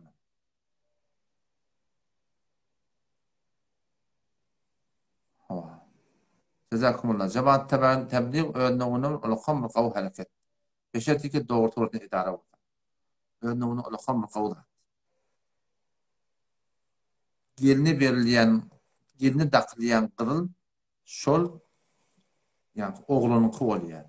Tadaman ki damat ayağında tenki değil mi de oğlun kitap oluyor. Bunlar bu hepçen bunlar inşallah gözüm. Bu da Fransa bir yandan haşet yani. La uqsimu bi yevmil kıyamen mana ettir kıyamı. Kur'an'da la uqsimu la geliyor la zayit diye. Yani uqsimu bi yevmil kıyamen demektir. Yani kıyamet günü qasam içen demektir.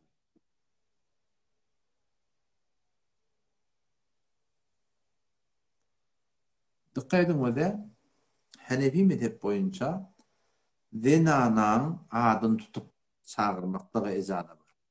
Ya başka bir kavrayan adı olsun. Yönü zenana erkek adamın adını tutmasa olur. Adının ne? Kali diyer, ahun diyer, körfe diyer, şuna mespedat diyer. Zenana erkek adamın adını tutmasa olur. Erkek adam zenanın adını çağırmakta beter olur. Ya başka bir hayatı var. Tüyyen adı olsun. Cezakumullah kerimcan. Ama inşallah kıyımcan. Şirifte inşallah 3 yılımız var. Yolumuz haliyanla. İspen çarşembe olur inşallah. Çarşembe, penşembe, cuma, taşşembe sor inşallah. Yolumuz haliyanla 3 yılımız var. Geçen inşallah kem peydalıyız. Ettehiyyatı da evunçak bismillah demeler. Bütün namazın baştan ayak 2 yerine bismillah diye. Biraz Subhaneke'den sonra Euzu billahi bismillah diye. Böyle her rekatta var akımış olur. Arkamdan önce bismillah diye bir yere yaştadı. Burada 2 suranın arasında var. Arkamdan suranın arasında. İşte da ayetsen var bismillah. Başka namazda başladı bismillah yok.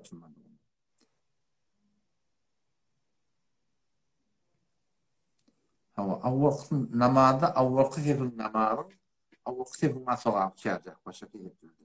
Başardığından avvakı hepin duracak bunun.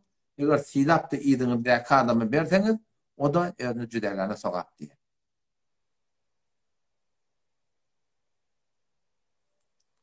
Yılyete, ay, kırkı, yüdü, yılı sadaka verecek diye çağırmakta Müslüman da onu yaptın çıkarın. Evet, sokağın iyinde oldu. Ay gün bellemeyecek her gün, her eftede, anında. Hala vatan. Gelin gerekli adam. Milleti çağırıp ay, kırkı, yüdü. Sen hiçbir rahat değil mi? Milleti çağırıp vermekte Müslüman da onu ya haram ya haram. Yarım ya doğak yok. Duruşu günahkarçılık. Verin gariplere verin. Muhtaçlara verin. Yani öyle aradaydı da var. Allah kabul etsin.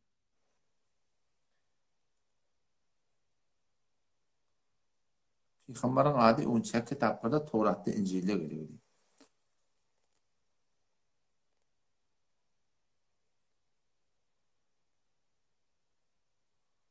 Allah Teala yakınlamakın yolunu emrettirdi. Kitap bilen var ya Müslümanın. Hatta. Böyle özün dua etmeli, Huday'dan yalvarmalı. Burada Hudaylıkla adamlarla gelmeli. Şu 2 adam da adam imanlı. Katı bir güçlendiriyor adam Müslümanın. Haptak baraydı biri Ağay Muradi, biri Murat.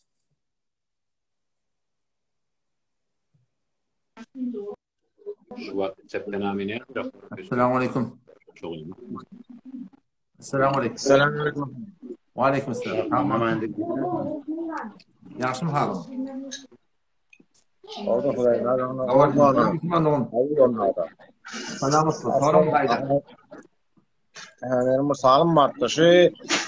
Bir kafirin çağısı diyenler nabalığı olsun mesela balığı bolmança ölse şonun teklifi näme diýjek şonu biljek bolmaly. Eger oğlunluk halatı dünyadan gitse balığa bolmaptır hani. İnşallah cennette ehli cennetin hizmet guzarı olacak. Aha. Şon soralyny. Bol. Vali ellam arman. Selam aleyküm. Tarwatin halın awmy? Sesim Meryem. Tamam atıyorsun. Ya. Ol öyle eleminde zattan haberi yok konu diyor. Vurup koyuptur, zattan haberi yok.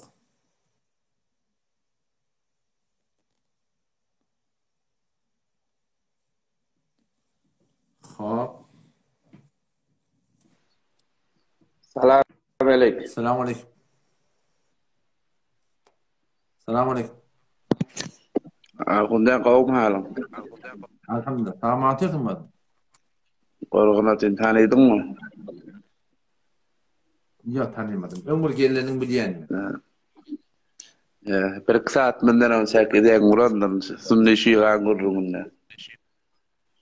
Boldy.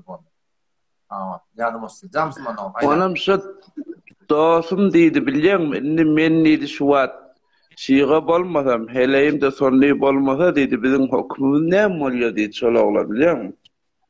Näme diýdi? Şu wede gurrun öňçänden aýdammy, habaryňa ba gurrundan. O diýdi wede şu wagt men diýdi. Men şiýga diýdi, heleýim sonny hele. Ne biz näme etsek şuny kämil dogralýar diýdi. Wede iki tarafın mana hem ulamalarının aýtışyna göre hem Hanefi mezhebiň ähli sünnet ulamary hem Şiiga ulamary. Şiiga bilen sünni bölünmesi orada diýer. Adam şu daýdan sünni eger bir Şiigan almaly bolsa, şu sünni bolmaly. Ýokam bolmaly. Bu daýdan o gapda neşeýle bol. İki tarapda ulamary dogry diýip. Doğru. Onam muzahede motoru näjire? Alma dogurmy? Dogry dämi? Näjire şolar? Ulamalar tefawutlary bar. Dariftaý goş çekip de şonda okuýdyk, şo dogry diýerler. Dogry diýerler de bar, dogry diýerler de bar. Hem ulamalar tefawutlary bar arada. Yani gawsy näme? Şeýle satyn gewlen çekmerler. Peygamberimiz halal da belli, haram da belli, ortada meňze satda bar gasyň şondan. Bu da atlaryň ýaşlaşmalardy. Bolsa aýyrsan gowmy? Bolsa aýyrsan. Onam on pul näjere bolýar? Şunu men alypdym motory. Indi şonu satsak şon pul näjere bolýar? Alam bolsam, doguzy halallyjak bolsam, näme gymata alam bolsam, şol mugdar ýuwaş-ýuwaş ýaşaýşyndan garyplere ber çykdyn. Şöpeden çykjak bolsa, mesela alan adam haram diýemä. Şol dogry diýerler de, egri diýerler de bar. Ýöne şöpeden çykjak bolsam, hamany 100 000 tümen, hamany 500 000 tümen, 1 milyon, hamany 5 milyon altyrında. Şu mugdar pul ýuwaş garyplere ber çykar. İnşallah şu benden başlar. Şu benden haýra sadaka berdi. Şu eýet kim bolsa, şu benden haýra sadaka berdi. Ay, o eýet kimdigi beldi. Şun Teheranyň parkinginden gelýär kümmede. Kümmette de getirip onu satýarlar da. Hudaý Taala bilýär. Walla eliň aýarman taňa ýakyn şonda öğrendim. Bolýar. Allah kuwat bersin. Assalamu alaikum. Aleyküm selam. Zam tam. Ajahun qawm yaxşym elhamdülillah qawm özüm. Zamsman oğlum. Sorumu hayda. Ajahun düşenme peýşembeler biziň amalymyz Hudaý Taala erze bolýar diýe. Dogrymy şu? Sarahaten hadise gelýär. Awa, onne enbiya näme? Enbiya derze bolýarmy? Enbiyalar hakkında. Onun hakkında men okuyamam. Peygamber Hazretleri mübarek hadis var. Tu'radu aleyye a'malukum dipdir. Sizin amallarınız bana arz bolýar. Peygamberin öz hakkında aýdan men gördüm. Galanlaryny göremek şu var içinde. Ohum şun bir maňa Telegramdan bir hadisi berdi. Şizire inna a'malukum tu'rad an irqabikum we aşairikum dip. Sizin hanamadalarınız da sizin ölülerinize de şol erze bolýar dip. Men bir tahqiq edemde zaif hadisdi be. O görýärmi? Hadis deyip bolsa bolsun fazailin gurdu. Mun hakkında ol döşeme penşeme ýoklar. Sen ýa döşeme penşeme doğradym. Mun hakkında diňe peygamberimiz da bar, başga peygamberler bar diýen gurdum ýok. Göremäken wallahi alam. Emma ol bana ala aqrabaikum wa ashairukum bolýar ahy. Ol aýratin hadisde bar, mun hakkında o ýoklar de bar. Ona ýene döşeme penşeme diýip men göremek sual söýledim. Kulli suratynda amal bolýar diýip okuýanym ýadymda. Doğru. Hacı akun yine bir sorum var. Ha. Kur'an'ı 14 yolla okuyulýar diye, doğru mu şu? 14 yolla diýip bol başga form düşünmeli. O da qiraat bada arada 14 qiraat bar diýdi. 7 qiraat bar diýdi. Qiraat diýenleri Kur'anyň manasy kulli torun üýtgemek ýok. Hamana o nämeşi, o nämedi. Urqla, qulpla. Şeýdämi? Şunu meňdeş elfaz lehçe fark etdiýär. Hamana Abdülbasit rahmetullahi aleyh okuyuşun göremedem. Ve qalet haytelek, hitelek, maliki yevmiddin, meliki yevmiddin okuyar. Fakat lehçe fark etdiýär. O tada mana fark edip bir hükümden değişmekde o suratında o yok yani. Doğru. Yok bir sual oldu. Cüz'ilerde fark ediyor. O imana, etikada bu da değişiklik durumda. O lehce. Sonra qariýanyň özi dillemişini. Yok. Ay magnata değişen yok biz. Yok da Peygamberimiz öz wagtynda Peygamber sen özi aýtýar. Wer alfaz hadis yadım istevan ahim. Alfaz hadisi wer yadım iste. Unzilal Kur'anu ala sab'ati ahruf diye Peygamberimiz. Mana Kur'an indirildi 7 lehjede diye. Şon hamana şu bir yomut da gökden kepne bir de gıy. Gökden de yomut keplemek gıy. Hey şu doğrultunda Allah tarafından şu var şu doğrultunda şu lehjele bile indir. Her lehjede var şu doğrultunda erziş kayn olupdurlar. Hissat değilmektir. Adam şıra var edama taptır. Sıddık'ın vaktinde şeylemiştik. Faruk'un vaktinde şeylemiştik. Osman'ın vaktinde Galimroy İslami otomatik beter giyin diye şu İran'ın Azerbaycan'da da geliye şu da tiyade Müslüman molollar kendisini düşünmeyeni birbirine kafir demeyen durtturdu diye. Şunu Hazreti Osman radıyallahu bir bariya yamir müminin ummatın dadını etneyen molli onu buna şu tuğratını bir kafir deyip durdu. Öyle mi var? Onu şu tuğratını tamam Kur'an'ın üşür yerle her ki Kur'an'ı ki Peygamber vaktinde Sıddık vaktinde tam yazılıyor ahi. Şu Kur'an'ı getiriyerle Kureyş'in lehcene yazılıyor. Ondan şu umumi turda ummatın arasında kalanlar şu Kureyş'in diline var ahim lehce kalanlar ne evet yerler? Ayır yerlemeler tehassusi tuğratında belli adamın yanına kalıptır şu. Şu hatta yok hatta baki. Yani ona belli adam ne biliyor yani bu. Doğru. Acabın gelenme göre yeni bir sorum var. Şunu sorayım. Ayda. Şu 3 tane zat başlı kitapta gelipdir mi ya hurafe berden çıkaran zatmışım bir aysan. Kreşin namazdan sonra Ayatul Kursi okuyup sol gerişine çüfleyerler. Şu bazat mı? Ayatul Kursi okuymak var. Bu tane çüflemek mi şu için göremek. İkincisi gaynat kılı kızgın su dökecek var onda bismillah diýmeli. Sizce bazat mı? Bu da öyle tecrübi zattan, tecrübeten kerha hanavadaları, kerha adamlar zilli ediyet veriyor. Sonra şu zilli dağıtını başlayan adamlar ya şu zilli gelip çok hanavadan içine giriyor. Ne molli? Şöyle oğlazınızdan kızgın su döktü diye öldürdü diye de. Bir tepki tecrübi zat doğrultusunda şu taydın aydın diye tecrübeten şu bismillah deyip hak eden de şoma derece gelecek bir de şoma bereketine derece gelmeyecek. Düşündüm. Üçüncüsü şu giyce fiyakılık çalmalılar diyorlar. O gurur ders var şimdi. Berden çıkaran hatta bunu. Derkul var aslında o da fiyakılım hakkında Peygamberimiz belki tütük çalıyorlar ya. Şu tütük çalmakla da Peygamberimiz söylmeyecektir şu an. Bir fiyakılık da şu an doğru olan burada attı. Bunu onun giyce olun. Zaten hengillerin koşkaydının dağlarının ayıbı yok. Ve fiyakılık çalıp burada başka bir adam bu da Ahmet bulmakla giyce onu bir söygül da da yapsın. Şu tütüğe minglep var ya da. Doğru. Sağ olacakın. Selamet olun. Allah yardım. İllen ağırmasın. Böyle yağır.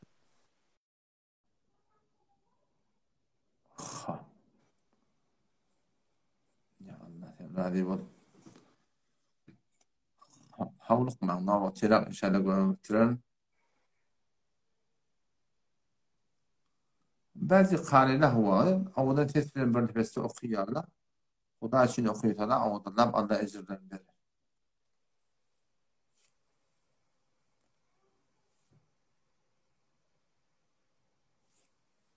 Tada şöyle yakın mozaydan hakkında böyle kavukşap ayıp dururlar biliyor musun? Yani şu an mozayda motorun ne kadar nahak tutuluyor. Yolun onu da götürerek diyelim. Bunu yine söyledi şu motorun kıymetini idafe ediyor biliyor musun? Ama çok kolyanın öğrünü vasıftır da bir yeri ya da olan. Yani öğren motorun aktif yarı da. Motorun sonra etek ucun birinin elinde orada ne kadar yüzden dağlanır biliyor musun? Belir manın teorilerinin var mı inşallah.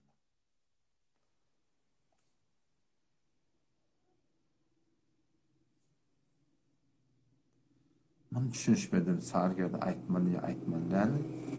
Düşünüşmedim.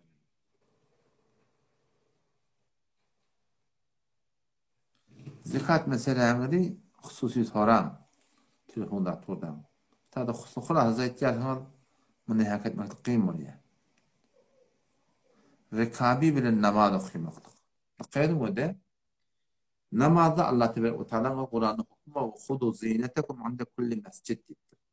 Her bir ibadette avdallıklarını alın diye. O zaman şu taydın mezhep boyunca ol bir maşgul namaz okuymalı ki mimarın evinden utanmadık çıkabiliyor, mimarsına gidebiliyor. Atışı o da mimansıra gidip bilen nama, evin başman namaz okuyayım. Avudullam namaz okuyayım. Kudayda ki muhtaç değil. Evin başkaya giyme kudayda içinde ortu, taşında ortu.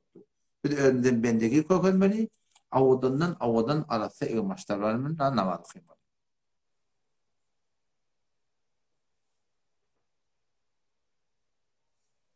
Resulullah sallallahu aleyhi ve sellem dişte görmekte, onu bana bir khas tertip aydıktırdı. Benim khasdan gedin inşallah rahnama edeyim. Şu an yardımı şöyle akıllı.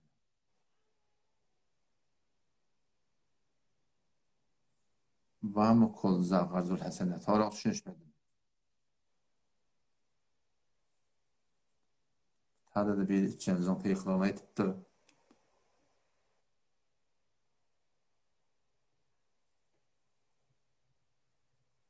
Onu da ben düşünüşmedim aydınlardı ne? Sonra yadağında bir açıklan kurbanım olaydı. Öyle düşünüyorum.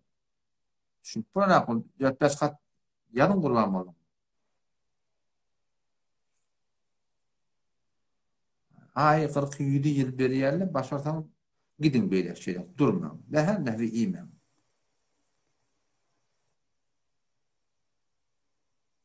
Ha. Ya orası öyle mi maşallah? Bilmedim. Ben kuşum update boloğlu düğünümü yönettim. Ben düğünümü update ettim. Belki de müşkül yok.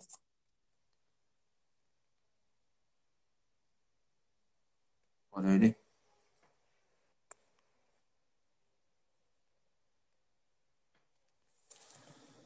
Ya Allah. Selamun aleyküm. Ve aleykümselam. Selamatün Behuzan. Kavmum. Bir salamın geldi, galanı gelmedi. Elhamdülillah. Canım tamam. Orun. Mazakun Canım men tamam. Torun kayda. kulliye sahame adalet. Şi ne form alma. Kulli işlep adet elle ohum sahamdi. İnternetin zayıf gelmiyor. Sesin doğru gelen az. Sesim bariyam şu at. Şu at geldi. Ait varayın.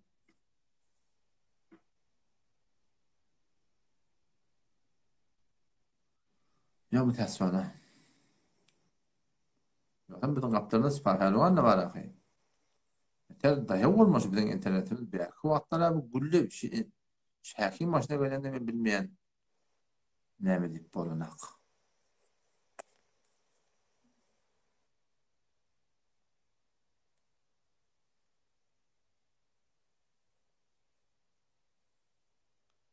Ha. Orayı. Aleyküm ve rahmetullah. Ve aleykümselam ve rahmetullahi ve berekatuhu. Selamatü. Hafız sahip. Şükür elhamdülillah. Kabul olun. İbadatlı hafızcan. Selamatü. Zamzıman oğlum.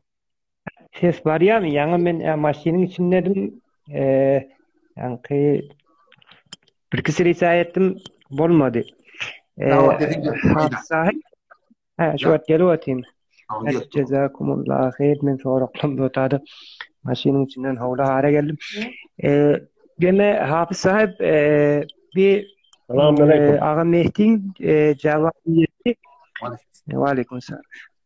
Ağa Mehdi'nin cevabiyeti sonladı mı hafızca? Yok yani 2 tane var. Biraz sonra şu üç talağı bir talağı edip Naubillah Hanefi mezhep millete de natıp yerle. Biraz sonra etip vereceğim. Bir de Vehhabi'de ve Hanefi mezhebin 1, 2, 3, 4 tip var. Bir falansa farklıları var. Sonra yıkan aytıp vereceğim. Onu tamam oynayacağım. Aha, cezakumullah hayır, cezakumullah hayır. Ohum, azim buzuret, Osatcan, Arabayına dönen bir şey meseleye tevessülün ısınne Osatcan. Behakkı falan milen, behakkı Resul ya behakkı Beytül Haram mi? Şunu İmam Azam mekruh deyiptir diye. Onun şu akide tahaviyede getiriyor. Ohum men yankı başka bir ustaddan soramdı. Soğan tutup vermeyelim.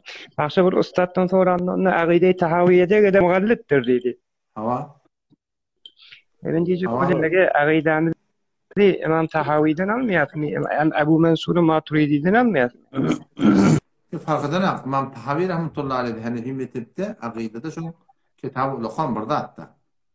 هو يعني التبغات أو جزاكم الله التبغات فقهاء ده كادلري تبغي دوم يعني إمام أبو يوسف ده ولا ندين ملبترلله. أو شو هذا شو أستاذ؟ صارون خلاه زايد. وقت اليوم أستاذ باشد. شو نيجي جزاكم الله خير. شوني من إذا لاب يعني kitabı irca beriyale. Ohum şu kitabı gözledim, okudum. Ohum şundan gelip ustadtan soradım ben. Baş ustadtan. Ohum o şu deruç kinnide agide tahaviyeden gözlem olsam dedi. O dedi gayrı mugallittir dedi. Bana şu cüreyeme verdi. Bakşa Fekul Ekber İmam Azam'ın öz kitabında onu dedi mensup be İmam Azam diye katiyet bilen de diye. Doğru mu Sacan? Ya kitabı et-tevessül vel vesile de şöyle geliyor dedi. Min kulli süsmedim Canım. Qarı özüne döneyim. Ben internetim qowdawın. Bunu yani ben şu dağın devine yaptı okey. Hiç derkol ne mi diyecek? Boyanı ben düşünemem. Göze Ustadcan ben tevessül muratta hellami. Hop. Behak ettilemek doğru mu ya doğru değil. Nesin doğramalı? Hava doğru mu ya doğru değil değil mi? Bu bir ihtilafı. Çeşim şunu sorayım. Hava? Sen bırakın bana değil ama hak deyip demek ehim edip doğru mu ya doğru değil. O mutakaddemi müteahhir hiç tabi olmam sen benim ma hukum sorayım. Aha, çeşim. Hava. Oldu mu? Hatmen ustad ben var. Hakkında Hanefi mezhebin ulemalarının tefavütleri var. Şun hak ettiğinde ne doğru dediklerinde doğru dediğlerinin illeti Muhammed'in rahmetullahi aleyhi doğru dediğlerinin illeti şol var ahim yani adamda Huday Teala hakka vücubu edip o da amelo adamda Huday Teala bunun boyunda Huday Teala boyunda burada vacip bu dediği amelo deyip şu taydan doğru dediktir diye. O şu taydan var ahim Allame Şamil rahmetullahi aleyhi şu hak ettiğinde hadisi göre de ola Muhammed'in ödünü alıyor. Hadite geldi Muhammed rahmetullahi şimdi teleka var ama hep doğru dediktir diye. Allame Şamil ne diye haktan diye hormat aldı. Kulluğu alacak diye bunun hiç irat yok diye. Bazen ulemalar da var hani himmetin içinde şu hak deyip aytmaklık şunun taraf nemenin düşünen o da maksat murat nemenin milyon mu hani iradı yok deyip ne kadar ulemalar şunu dua eden adamı da var. Umumi suretinde bir tebliğ edin Allah'tan milletin var. Hop. Hava. Başka? Doğru. Hava, pes onunla yankı erca veren kitaplar. Onun yeni bir sual olsacan. Neden bariya mı? Antınım kovdayım ne mi? Mevlana Muhammed Osman'ı kalenderdehi hafızahullah. Ustadınız, öyle mi? Bir yemede kilipte tecrid-i kuduriden getiriyor ve şunu diye tevessül becah etmeyin diye. Şu mevzutta da bir tavsiye muhtasar verdim. Osman Sahab'ın önünde oturan adamım. Dedim var ya mı? Efendim. Zehi ben de oturan adamım. Ne mi ustad men? Olacak garo. Çağılan ayağının altını Duruyordun da niye direktörlük böyle de kardeş o boyun koku diye İdemler koku diye. Dedim var ya. Yok işte o yok sedakat vesil bol ya ustadcan karıvedine döneyin göğünde bedim o. Ehderinde zanuye telammuz uğruvat. Dürbünü bir yerde sakla milletin havası pek olmasın da. Ha ben antin gelsin deyip emeduvatin. Öyle ayağın kanumun antin yemetinden Wi-Fi'den istifade edip. Yani yana gittim o dağın başına maşilli. Antin vermediler mi? Duvarı geldim öye, amaşkap çağılan ay emnesi ölen Wi-Fi bilen muttesil oldum. 3-4 seri dekas verdim. Olmadı. Ama kulağım temelen o saat zanuyu telammuz. Canım. Bizim müşkülüm olsa karşı ettiğin bize gel vakt alma isteyen mi? Teşo hususi tora mı? Hususi ki soradım ki o saat can. Onları fakat yani bir seri teferrudat dediniz de. Onun arada zemin tanıyan isteyen mi? Bir önde tanıyan Men öyle kitabımda hormat diýdiň atpa. Ne yaptırdım dedi, ben hadi benim kitabımda var dedim. Onun aytan ilçede var ya dedim, ben ne dedim, ha kitapta gelen ben enkar paşalarka dedim. Bazı teferruatı var da yani. Ne mi dedi? Teferruat hani himmet bağırına, etrafın kenara koy. Aha, besyar ali, besyar ali. O sadece cephe tutman ha men yani sual etken ve mutale etken beren. Ben yüreğimde Muaviye, ben yüreğim şuna Muaviye o de, sen garip olurlar var. Sportsuz pasoftan burada evlilik tekrar geldi. Hem bahsi bu bahsi ilmi. Şimdi her kim düşünüp batanak işte mi? O teşhine anahtardan bu takip etmek mi? Yekilti sorsam olur. Artık o da belirtin ama aslında.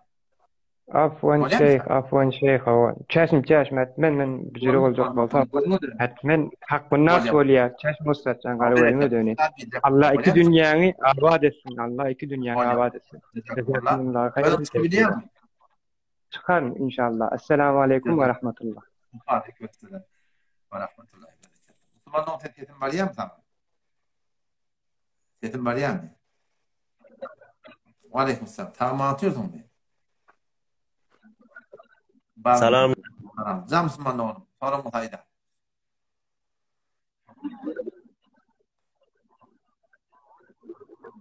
Yer muratda ne hemen şurada kattı yani. Menzuruna bir aytıp ver.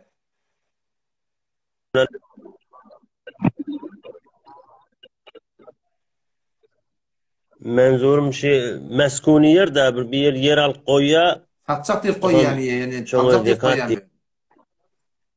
Tatçak koyam ya tatçak koyam. Tatçak zay tatçak diye oğlum şonu tatçak koyam.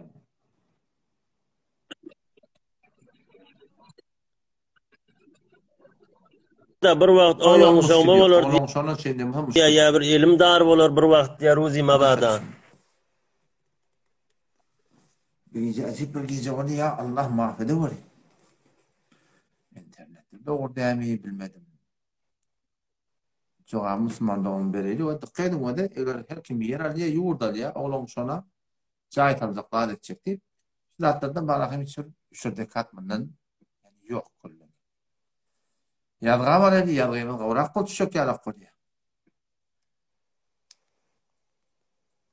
Bir Samsung'un bir yerde 150 senette iberttim beni görün ötürdü.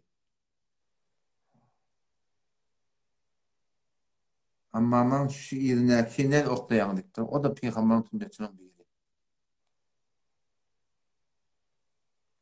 Oyun çıkarmaklık toylarda da atlarda sazı, musiki, orkça, settesi haramdır.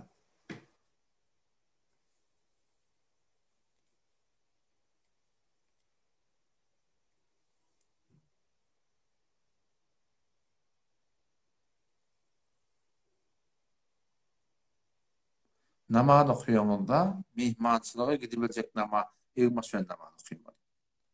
O şeyle. Mihmançılığa gidilecek.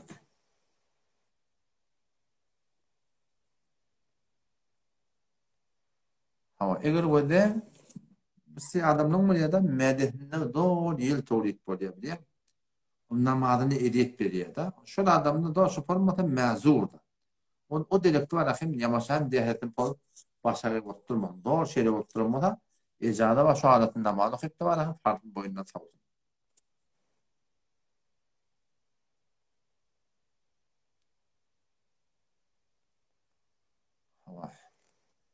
Hesnul Hüseyin diyen kitap kav kitaptır. Hadisi kitaptır. Tercümesi kavvata beter kavvata. Tercümesine dikkat edin. Her kim tercümesini okuyamam. Tercüme kime de mutat haramın yüzlerine soram inşallah.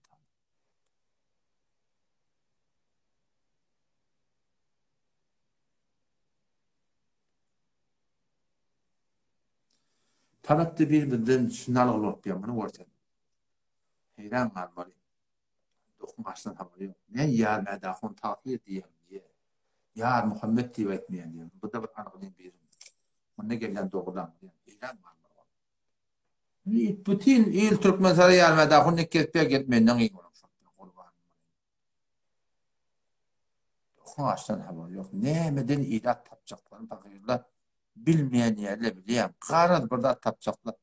Allah bilen kadam işte var ya, ben aytyan da atlamında Hanefi mezhebi terfi olsa var ya, gizli de yurtuk gelecek şunu. İleriki kitap. Zat tapman yapak öyle. Selamun Aleyküm. Selamun Aleyküm hocam. Selamun Aleyküm ağa. Ve Aleyküm selam. Ağırdan kavmun, yaşmarım. Elhamdülillah kavu. Selamun Aleyküm. Elhamdülillah. Ağın ağa bir Mevlüt Kani okulmalı derdi baştınız. Ben de Allah rahmeti hadiskenler ağının Hindisinde okulup duran şu Mevlütler için gelen derdi balaların ve onu kaytarıp durdu. Bunu eşittim. Sizden Mevlüt Kani okulmalı derdi baştınız. Yine ikiler men sonra ben ondan cevap veriver. Yekeden sonra? Yekeden sonra? Yeki. Mevlüt Kani okuymalı diyeyim de. Mevlüt Kani okuyman bolyan yöne kitabı orağı. Kitabı orağı. Türkmen ilin arasında bir Hanefi mezhep de Türkmen ilin arasında Mevlüt Kani kitabı orağı de. Şuna doğru dedi. Mevlüt Kani okuyacak olan kitabı orağı. Bollu. Sağ ol ya. Ondan yine Deme ağıncan şu hatna qabla İslam barekelmiye bedez İslam yerdime hatna turi. İslam ola din İslam'da Muhammed Aleyhisselam gelmenin önce bağmıştık. Peygamber ve mübarek hadisi var. Onda diye Huday tarafından yaratmakta adamların töyyen dadı var etti da İbrahim Aleyhisselam'ın dininden dağılan dadı bu yaşa hatne diye. İbrahim Aleyhisselam'da berik barahın kaydında akşam. Hatne etmek.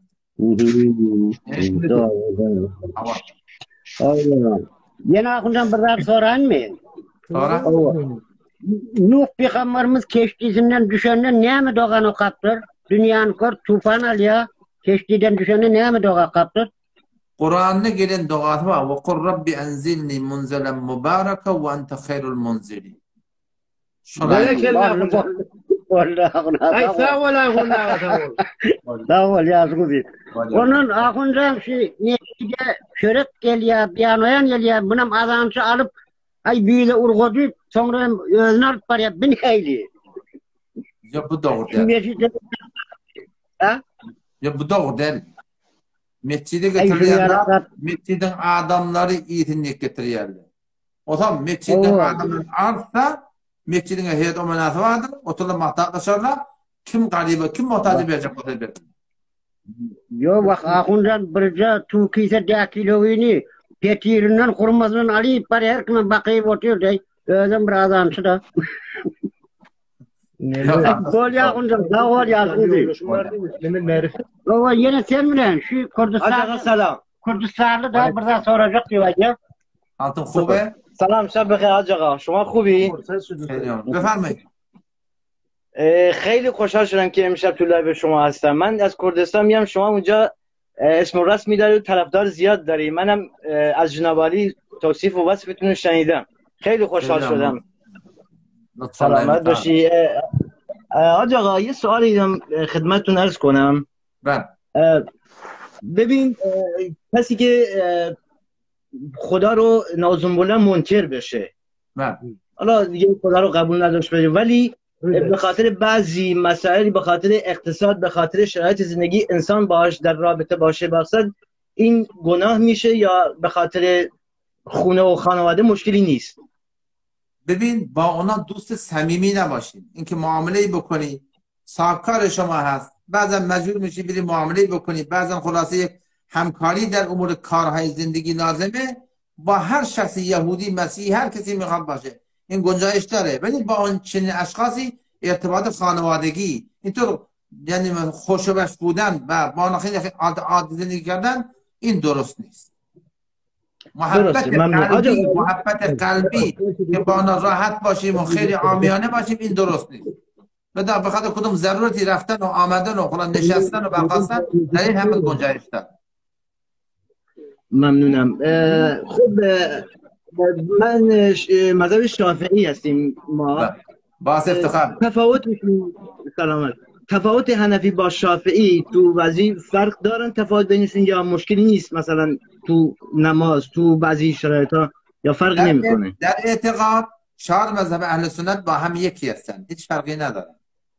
بعد مسائل فرو بره دیگه، بحث نماز، بحث این که حضور چیزی میشکنه، چگونه مواردی هست، این از اون گونه مواردیه که تفاوت‌هایی وجود داره و این تفاوت‌هایی که پیش آمده خود احادیث سبب این هستن. چون در زمان نبی خدا علیه السلام یک واقعی پیش آمده، در صحیح بخاری آمده که نبی خدا علیه السلام جماعتی را، یک گروهی از 10 تا 40 نفر در یک مجموعی اینا را روانه میکنن طرف بنو قریظه و بنا دستور فرمودن که لا یصلی احدکم العصر الا فی بنی قریظه. فرمودن که شما نماز عصر را نخونین مگر اینکه در بنو قریظه، همون یکی از قلعه یهودی ها هست، فرمودن که شما اونجا بخونید. بعد این جماعت 10 الی 40 نفری بلند میشن میرن، همه با هم در یک جلسه بودن، با هم شنیدن، با هم دیدن که نبی خدا فرموده شما نماز را نخونید مگر در بنو قریظه. بعد این راه میافتن میرن اونجا. بعد اونجا نصف راه که میشه نماز عصر وقتش میرسه، گروهی از این تعدادی که داشتن میرفتن گفتن که آقا وقت نماز عصر شده برای نماز بخوانیم. گروه دیگر گفتن که آقا نبی خدا اونجا فرمودن که شما نماز در بنو قریظه بخوانید. گروه اول گفتن که مقصود رسول خدا، منظور نبی خدا این بود که شما سریعتر برین، نه اینکه نماز که وقتش رسیده. در قرآن الله تعالی خود فرموده و کانت الصلاة علی المؤمنین کتابا موقوتا. الله تعالی در قرآن فرموده که نماز وقتش مشخصه و فرضم هست. گفته نبی خدا برخلاف خدا نمیشه. گروه دوم گفتن که نه خیر آقا نبی خدا اینطور گفته، پس گفتن صبر کنید. اینجا صبر کردن، گروه اول نماز خواندن، گروه دوم رفتن نماز نخواندن تا اونجا رسیدن. قبل از مغرب بود رسیدن اونجا، یعنی اگر نماز غروب هم میکرد آفتاب اینا نماز نمیخوندن. خلاص بعد از رسیدن اونجا نماز خوندن، مسئولیت اون مأموریت جنگی رو انجام دادن. بعد برگشتن پیش نبی خدا، آمدن گزارشات کار نسبت به اون امور جنگی را دادن و یکی حساب گفت که یا رسول خدا نماز ما اینطور شد که طبق گفته شما ما بر 2 مثلا منهج قرار گرفتیم، بر 2 فهم قرار گرفتیم و یکی گروهی از ما نماز خواند، گروه دیگر این کار کرد. نبی خدا السلام در مورد سکوت کردن و با سکوتشون هر دو طرف را تایید کردن. لذا این گونه مواردی که مثلا در مسائل فقهی ما تفاوت رای داریم، این به خاطر همین الفاظ حدیثه که در زمان نبی خدا با اینکه با 2 تا چشم با 2 تا گوش همه در یک جلسه نشسته بودن و این مسائل مثلا با هم دیگه تفاوت رای پیش آمده، امام شافعی رحمت الله علیه که امام اعظم رحمت الله علیه ندیده، اون در یک اصل دیگر، این یک در اصل دیگر، بعد اون مسائل جدیدی که پیش آمده، همین چیزها سبب شده که تفاوت رای پیش بیاد. مدعا اونم از قرآن حدیث دلیل داره، اینم از قرآن حدیث دلیل داره، هر دو تا نظر لروتان معذورن، هیچ مشکلی وجود نداره. ممنونم. حاجی آقا، کسی که نماز میخونه روزش رو میگیره، همه عبادت‌های واجبات رو انجام میده، ولی توش بعضی شرایط پیش میاد دفعه عصبانی میشه، یا مثلا به خاطر حالا شرایط سخت مالیه یا بالاخره مشکلی واسش پیش اومده، یه حرفی به دهن میاره، نعوذ بالله یا کفری میکنه تو اون شرایط، بعداً این چجوری میشه اینو جبران کرد؟ اگر ناخواسته بوده، یعنی با یک فشار روحی، با یک فشار عصبی، با یک فشار جانبی یهو گفته، این فقط استغفار بکنه، ایمان نکاش همه چیز سر جای خودشه، مشکلی نیست. ممنونم. خیلی خوشحال شدم آقا. آخون نداشتید آخون آقا. سلام علیکم. و علیکم السلام. Bağışla vaxtını maliyak yine şu live'ı biz alan 3-4 nefer olsan live'ına bakıp oturdu. İzden verim seni izlerlek geliyor akın adı kom. Yine bir beden bir adamla geliyor senin live'ına bir sağla bir yankı gelen ay senin sesin geliyor mi? Men antınım katmı? Neyme mi diye otur aydı oturdu. Senin vaxtın alıyor akın adı bizim vaxtımız alıyor değil. Bizim ayçı koruyanımızda karir oğlun bir 5'ten sal soruyor. Tamam molyayı diyordu. Dince koruyanım eşoları biraz kutasın. Ondan bir cüt olarak makunda işi namazda farzı bilmeyen kalanını da mesela şu ilklerine ya sure okuyan doğru değil mi? Hava. 4 rekat farzın ilkisinde sure koşuyan, o ikisinde sure koşmayan. Ay bilmeyen alhamı kapır sure koşaysan şunu secde-i sehville bertaraf oluyan. Sev etmek gerekli, hesap gerekli. Ondan o kan furan ne oluyor? Hesap olmuyor. Bilmeyen edip dedim, bilip ettiğinde sev gerekli. Ama hiç irak yok. Ondan her namazı her bir denemede bir adana maytmalıdır da doğru değil mi? Eğer daş teortik etmenin o zaman hetmin ehvsünden adanı yok kadar bir de bir adan çekin.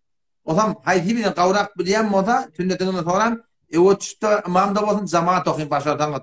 Başlamayan da o zaman tekbir aydı. Şafii mezhep durmalı yani Hanefi mezhep durmalı yani ama yetidir dursa kavrak.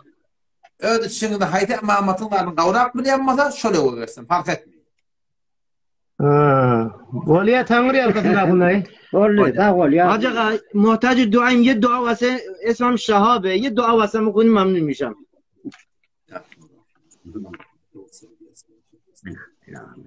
Kaçıkan bu bir. La amin. Amin. Amin. Amin. Amin. La amin. Ulan Allahi amin. Allahi amin. Bırak. Tanrı arkasına bunay. Bolya biliyor. Ara bu davul yani. Selamünaleyküm. Valiya dünya Allah hafız. Sabitun bekir. Kalvanten halın kavmi. Kara. Selamünaleyküm hocam. Aleyküm selam. Gel gödeştim. Hastaneyim. Kavmi halın. Elhamdülillah. Zam kumandan. Zam kumandan. Ayda sorun. Dedim geliyor.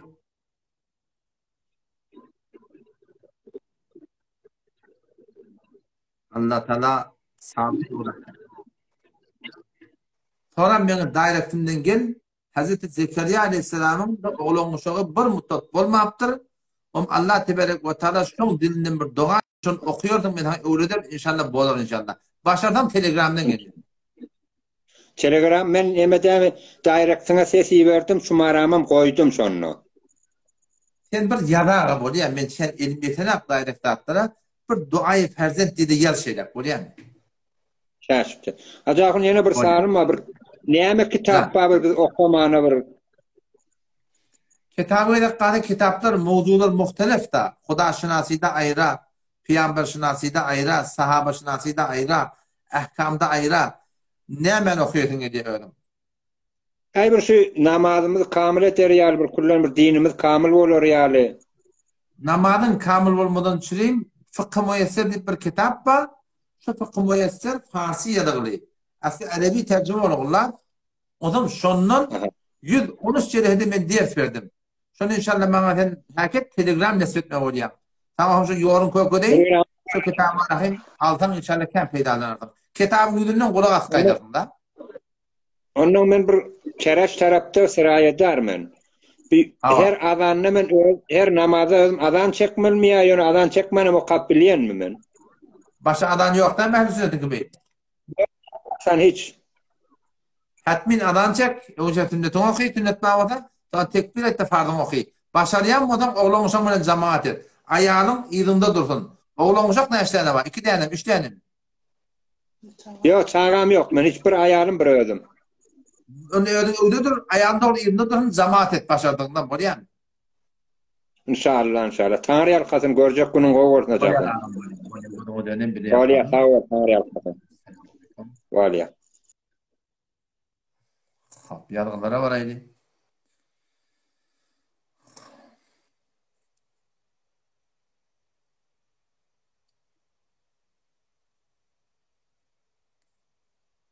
Başardığından ne Kur'an'dan getirýän, hadisten getirýän diýip sorapdyr da, o da bir Hanefi mezhep. Fıkda bir Hanefi mezhep. Etiqadi mesailleri ihtilafi datlar var. Bu tadı bir Hanefi mezhep fuqahalaryň boldy. Şu Allah Teala'nın imanım var. Kıyamete imanım var. Cennetçinin imanım var. Bunu mamada maydan temellenir ama Kur'an ayettir. Hadis ayettir biliyor musun? Yani bu mesailler var ehl-i sünneti. Ehl-i sünneti mesailleri ehl-i sünnetin cevap veriyor. Aklı ne kadar datta oluyor, şöpeli oluyor, Kur'an'ın hadisen cevap veriyor. Ona mezhebi gurrun diye. Mezhebi de Kur'an'ın hadisen şöpeli cevap veren ayıyor. Ama mesela adı mezhebi gurrunda. Mezhebi gurrun mezhepten cevap verir Müslüman.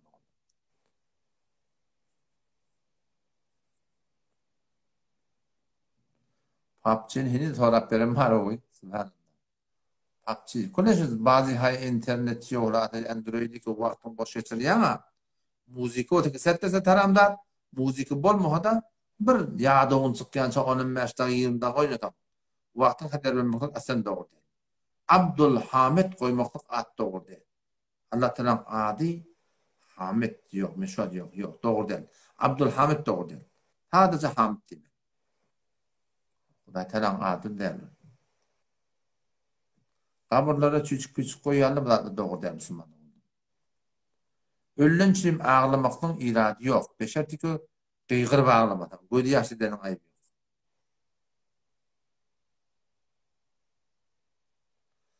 Ben düşünüşmedim ayıtçıya gibi. Evet kattın bitiretmeklik. Bu ne yapayım ibadettir. Doğru mu? Sokulmam mı?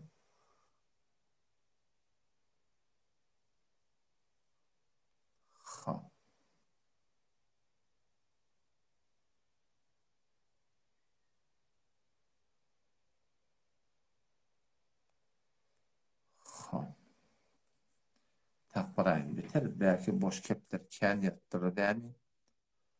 Şol kən vaxt alıyor.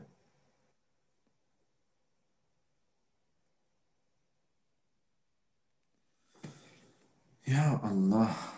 Mahfede buyurun. Hop. Esselamu aleyküm. Esselamu aleyküm. Hani onun internetini yayın etmeyen o.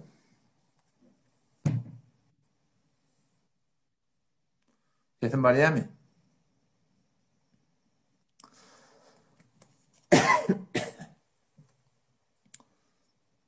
Bağıştan Müslüman oğlum bu gece ne ayetkenim olmadı mı? İnternette müşkül var mı?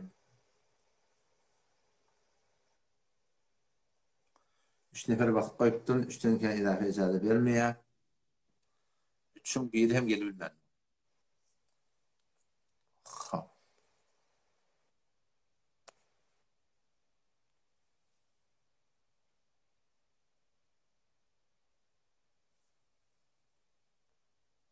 Usta bolsaň, rahat bolsaň, işlep berem, otaň gapkanda meçit bolsa, meçitten galmykly ejady ýok. Mescide gidin, wagtyňy Hudaýda bereket berer, işiňizde bereket berer. Allahu ekber, Hudaý ile konipdi, dünýä işin goýupda, Hudaý taalaň aýdanyşy, şeriatyň diýenişi diýip namaza batdy, jamaatda okuýtaň, Allah taala şu wagty keter, namaza goýup dursaň, şu wagty işlemepdirsiňler. Şoň inşallah işin wagtyna bereket berer. Başa şu sorusunu inşallah taala işini öleş tapar inşallah. Qadananyňda bereket gelir inşallah. Jaşyn tevellüt tutmakda doğru diýip Müslüman doğru.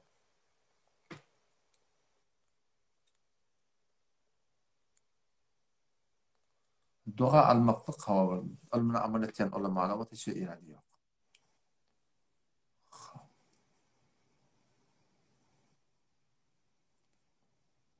Hakumatın ulamaların näseden ayarlajak bolsa şeraýaty we ijazat bar.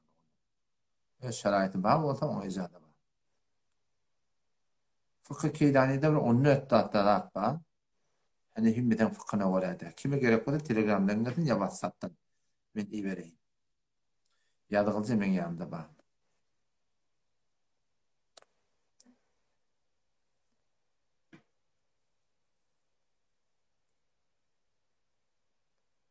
Ama yıl yeten daha değil, daşta örnekleri bilmendir ama hani yani daha aytmağın da müşkül yok musun? Ağay ağa tavay. Oraydı. Selamun aleyküm. Selamun aleyküm. Ve aleyküm selam. Tamam, ne yapıyorsun? Oğlum mu? Asad kalimat mı? Elhamdülillah. Selamun aleyküm. Ben yani Coft ederim İsmail'in doğunu men. Haş ettin. Ay unçayaktan coft ettin. Onun ben bir işlerini sualım var. 2 saat ber otin coft edecek oldu. Öyle o dedi. Bağışta tam kend biliyen mi? Neyse başardığıma tiyatı böyle muzak koyan bağışta var. Aydan. Evvelince men şu kaptarlardan sakkal çıkmaya, onun starından sakkal çıkıyor. Ha? Onun şunu koyağımda da ne edip ben diyerler, geç sakkal olup diyerler, ayır diye. Layha. Şol adamlar iki bana şey deyipdirler. Men ne diyen, ay diyen mescid, men diyen mescide katlayan, Kur'an'a katlayan koymalı olayan, bay koymalı olayan, ayırmayan. Doğu minike, men sualam soracak, onam gurrun merak. Evvelle ken geliyattim ki, adım Cebrail, ödün bilyendirim. Tamam, neyden? Onam men bir 9 yaşımdan beri yetiymiş. Doğum birisi yani erkek doğurma o da İsmail. Dışı bir evimiz vardı sattık. İsmail sattı mı? Onam şoň üstünden pul yiyip bir de haber vermeyeni onam ben pulumu alıp kalıp aytmani 2 yıllap suda koydu. Onam sadece mihenne iskabedinin ona bir karrimiz var. Bunu yıktı, ecare verdi, hayat ecare verdi. Bunlardan bir de yetim doğanlar da bir tane muhtemel varlı gitti, hissat verilmedi. Şu an söküptür zayi, demirini, şahini hem taşını satıptır. Hatta şu kumunu verilençe satıptır. Onun şu hayatında bir kaptanı bizim hayatımız var, bölüğünü yeni divar çekiysi. Barık su geldiğinden de istifade edip de. Sonra bir de vardır ha, mesela aytmışından hissada veren ha. Onun şu gururundan da doğanım deyip bağlar bir de kıyamette gitti. Yani doğanım da deyip bilmeyen sonra bir soradım senden şu an son gururunun ne acırı oluyor? Ne ene var yarına, ne ayarlığın var yarına, ne erkek doğan var yarına. Başka soran var. Şey eden işler böyle. Başka soran var. Bir sorağımdan hem şey, bir de şey namazdan, yatsı namazdan sonra Ayet-ül Kürsi okuyor da ben bir kine ver gördüm mescitte. Okuyakam şu kapşarını kaldırakam uflak koyuyor. Şun kaldı ne acıracağım? Ben sorağımda birinden gördüm diye şeytti diye. Şunu açıkladı. Bir adam hakkal Huday Teala veripdir. Lokman-ı Hakim. Lokman-ı Hakim anırdan gediyen bulmalı. Lokman-ı Hakim adam. Huday Teala onu tüyün bendelerdi Kur'an'na adını getiripdir. O da bir kapkara adam anırdan gediyen berden ne bir şu zamanın bir hakim demirinde yüğümün karalığını iptir diye da. O zaman Lokman onu dolanıp neme nakasat takyan mı deyip diye. Yani yaradanat takyan mı deyip diye. O bu keplemektir yani. Bu ten yanındaki bilanı fetfurtavar akılsız, akmak, nadan, hücumdur. Ki geriye şu Huday Teala'nın yaradanına ne edip yamun gestakkal ayır diye şolardan da yüreği kafir olupturlar. Şolara ait imanlarına tehdit edildiler, nikahlarına tehdit edildi. Huday Teala'nın şeriat boyunca yaradanına at takıp maskara etmektir. Şeriat boyunca ayrı bir bağladı, büyürük dadı. Hatta Mustafa olun, maskara etmektir. Adam külün dininden, imandan çıkarıyor. Bu bir grup. O yankı Ayet-ül Kürsi okuyup düşünemeliyim. Aslında hadise gelenler Ayet-ül Kürsi okuymak var. Bu çiftlemek mi şu hadise göremek. Bunu kitapta mı gören adım de, hadiste de gören adım de. Onu bilmedim ne bir ihtiyarlarını. Elbette burada hatta şayet şunu gibi ihtiyarlar oldum.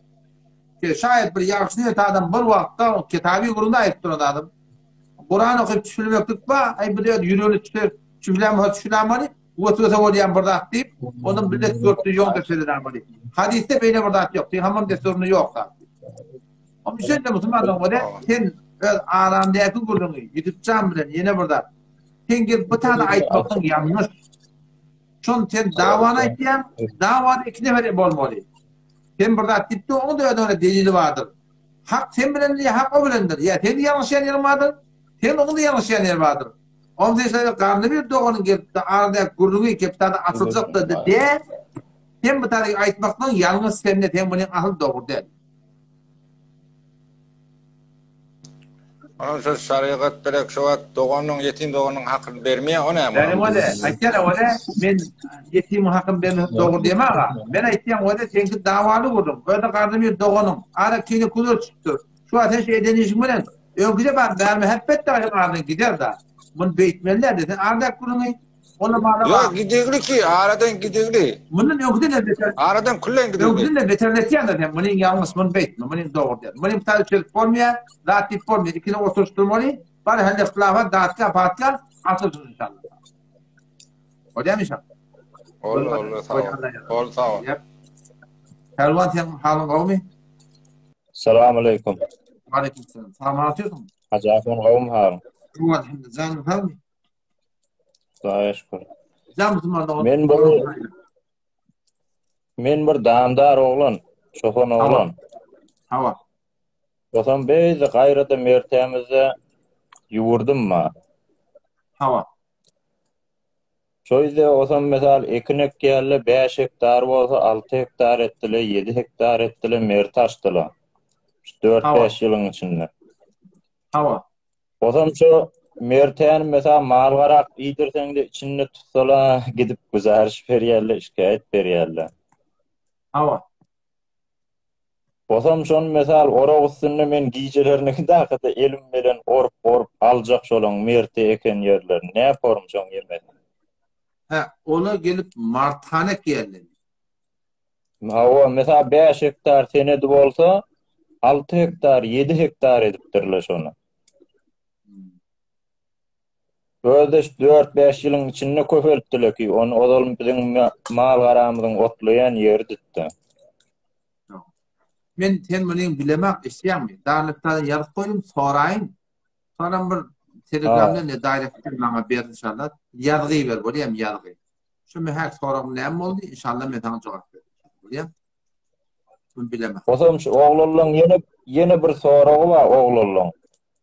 Ýanymdakylar. Hava. Mesal ýa şu wagt inne arada da goloýda. Hava. Osam şu ara içmeyen hukmu ne porumrak diye necire şeriatda mesal Oda ara içmek yahi yer dolan adam hakkında aýdaýyn öyle. Şol adamlar ki be her nähwi milletin yatan martan alypdyrlar. Onu ýüdeýin edilişler haram. Adamlar malyna bir enteçik mal haram da goşsa bütün malın haram bitýär Hudaýa gatnaşy yani. Malın haram ol adamdan namaz, arada, hac, sadaka hiç kabul olmuyor. O gapdan men ýeňliden ne Hudaýa gatnaşy. Şonu şeriat boýunça şeýle. Ýöne inketsir nämet beni iştah men bilemek. Bunu sorak goýun inşallah bolýarmy? Otam. İnşallah. Ýa-pul many. Ama arada hakyny näme diýdin?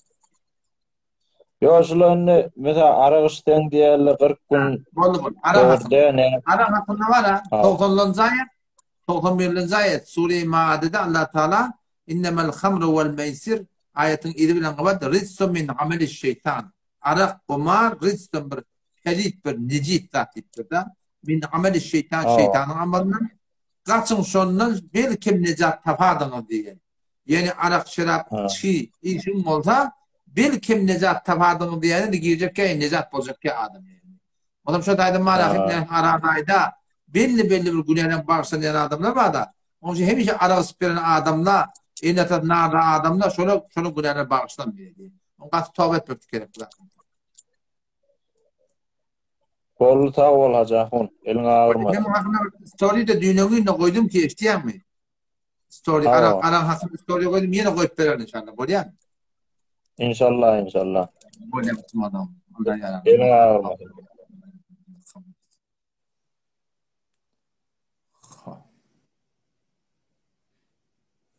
Yazgılardan goýaýly.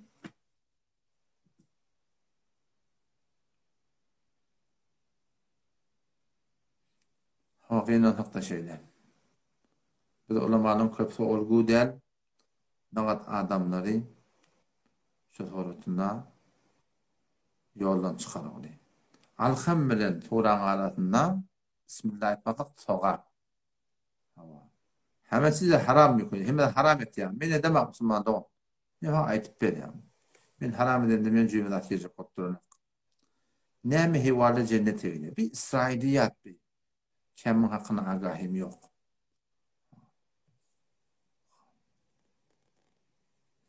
Hop. Diyet almaklık devletten bedun az duze kerek reşvet vermeyecek. Doğrusu degeyen adam enen tüydiyalı halat. Hiç irade yok. Adanın önce salavat etmaklık yok da. Kitapta yok.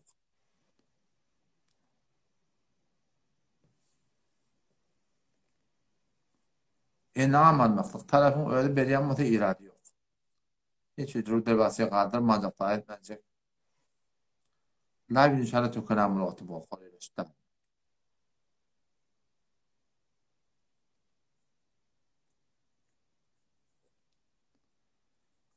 Yine bir saraplık sefer getirelim inşallah.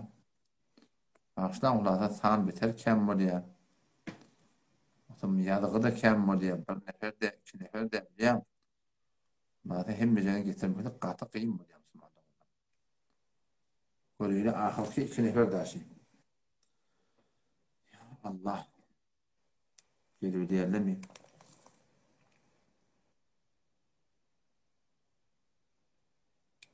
Selamun aleyküm. Selamun aleyküm hocam. Ve aleyküm selam. Selamun aleyküm ağam. O elhamdülillah hocam. Allah kuvvet versin. Hamza Müslüman oğlum. Sonra muhabbet. Ahunne selamun aleyküm. Prokuratör mü? Elhamdülillah Hudağa şükür. Ahunne de birce de sorumu da var. Şu bir sürü Türk millet ağzı bir diyetli var. Şariat diye bir falan yemin senden soracak buraya şu an. Bakalım açıklayıp versen kav oldu. Hava. Aç kolaydı. Bir hanevadada bir dede var, 3 oğul var. Bir dede 3 oğul. Hop. Oğlunun her qaysının 2 çağısı var. Hop. Onun böyle zindagi dedesi, bunun dedeler hevre bay, karxanadar, milyarder. Hop. 3 tane oğlunun biri ölüye, 2 oğlu vurup qalya, onu 2 dede çağı yetim qalya, kakası saklaya olur. Hava. Şen. Hava. Şeyle gelip yakar, bunun dedeler de ölüye, kakası ölüye yankılan düşünüyorum, 2 doğum vurup qalya, 2 tane yetim de var. Şu Türkmenler düşünüyorum, şunu şariat yankılan bilmeyen, ersi miras böyle şeylerine şu 2 tane çağat vermeyen, 2 tane oğlan apı savul yaşın fakat. Tamam. Şunu yiyecek bol yaşı. Doğrusu Kur'an'ın öz hükmüne göre vakti ki bir adamın öz oğulları var, oğlunun oğlu kesin oğul aktı oluyor, kıyır aktı oluyor, şoları yetmiyor. Yöne, şeriat ne bilip yetmiyor? Şurayı da, yani var Kuday'tan Kur'an'ın bölümünde alçı isteyen mi? Ne mi deyip o da inni şol 2 tane sen kulak atın ya da sen ayttın mı sen ne diyecek onu anlayan bir tane aytıp verin. Öyle sen kulak atmaya yanadıma cevabını almadan sonra ben bunu diyeyim sen böyle daha öyle mi de avvela Huday Teala'nın sorap olmuyor.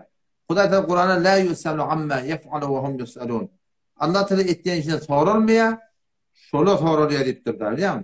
Huday ne mi bediptir deyip olmuyor. Evet biz imanlı da Huday Teala ne mi edin mi da şunun hikmet vardır. Beraber vurun. Adam sade o de değerde ayrılıptır. 3 oğlunun biri önç ayrılıptır. Bundan 2 tane var oğlancık kaptır. Şimdi kayırlarında şu aktıkları yetmiyor, doğru yetmiyor. Yöne şeriat boyunca İslam, din şu 2 tane aktık olmadan ne yapalım? Avvela şu kaka.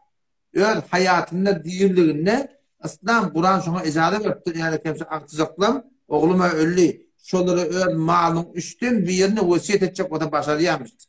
Peki İslam bu tadı olmadan Kur'an olmadan İslam şuna hak veriptir. Şu bayağı milyardlara öz malının üstün bir yerini men ölümden sonra şu 2 tane oğlancığa benim deyip vasiyet etmekte icazet var. Doğru gördüm.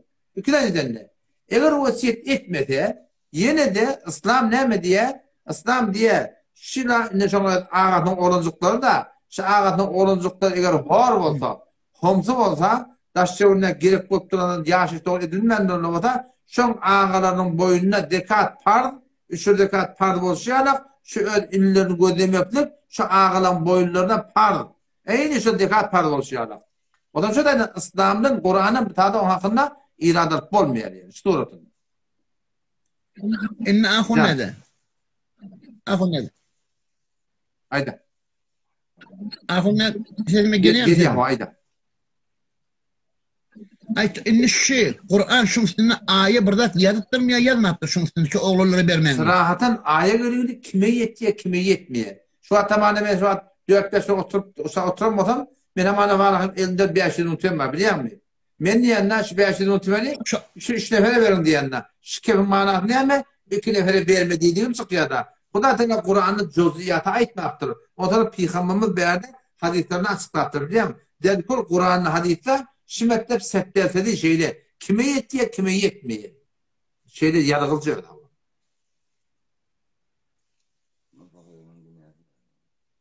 Ha? Yani ola şol yani şu yetimle şimdi hıyabanına gidip gedayı yesene düşünen personun buna cayı yok he? Yok kardeş. Bu tabi Kur'an'ın hürmetliğinde, İslam'ın hürmetliğinde avuna şu kaka oylanmamıştık. Malın 3'ten 5'e atıkları 5'e kadar başa diyemiştik. Ol azal hulata bolmaktır. Dermektir mi? Şu ağıla zatlı ştadı günahkar. Dini İslam'ın hakkında kimselik koyan adı yok. Şun din İslam, şun ağalarının oğullarını ölüttür de şeyden ağa değil. Şun oğlusunu gödemektik, yana ayttım ha. 3 rekat boylarını parvozcayarak, şunu gödemektik, şunun boyunu parvoz. Eğer İslam'ın aytiyen zahine de, ola hiç ötü hor olmalı oluyor. Pesonu bir pard koyup da etme şolar gözlemeli. Set dedi pard koyulur. Onun şey yok. Ama İslam'da bunu yok.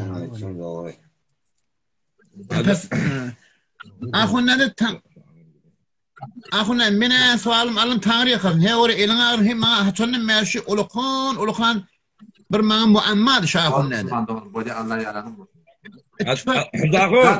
İttifakı düşenken. Azakun yeni bir sual. Şu yankı işi temedalet verilip tu. Şunun yanı bir doğruda diyecek oluyor. Almalılar diye ne mi dedik oluyor? Darül Eftay koştu zaten Seravan'da ben sordum. O kaniyerim hiç iradı yok. Halalcak deyip hükmetti. Öyle mi? Bollu elin ağırmasın yüzün ak bolsun Azakun. Ahun ne Tanrı yakın. Ola Müslüman da onu böyle yapıyor. Esselamu aleyküm rahmetullah. Ve aleykümselam ve rahmetullahi ve berekatuhu. Bereçenler. Tuğlemiden yaş oğlundan sünnete mutabık. Daha sonra sünnete mutabık da hoşlaşacağını biliyorum. Müslüman da onun sonra yılında hatta tabi kendi attırdı. İkide küyüre var. Hop, yeni bir kişileri getirecek olayım ben. Allah'ın kabul et. Bir gece 2 saat yarımı da varacak. Yataşa muhtemelen dayından sonra ne kadar koyan diye 2 saat yarımda koyan gitti. Hani böyleydi.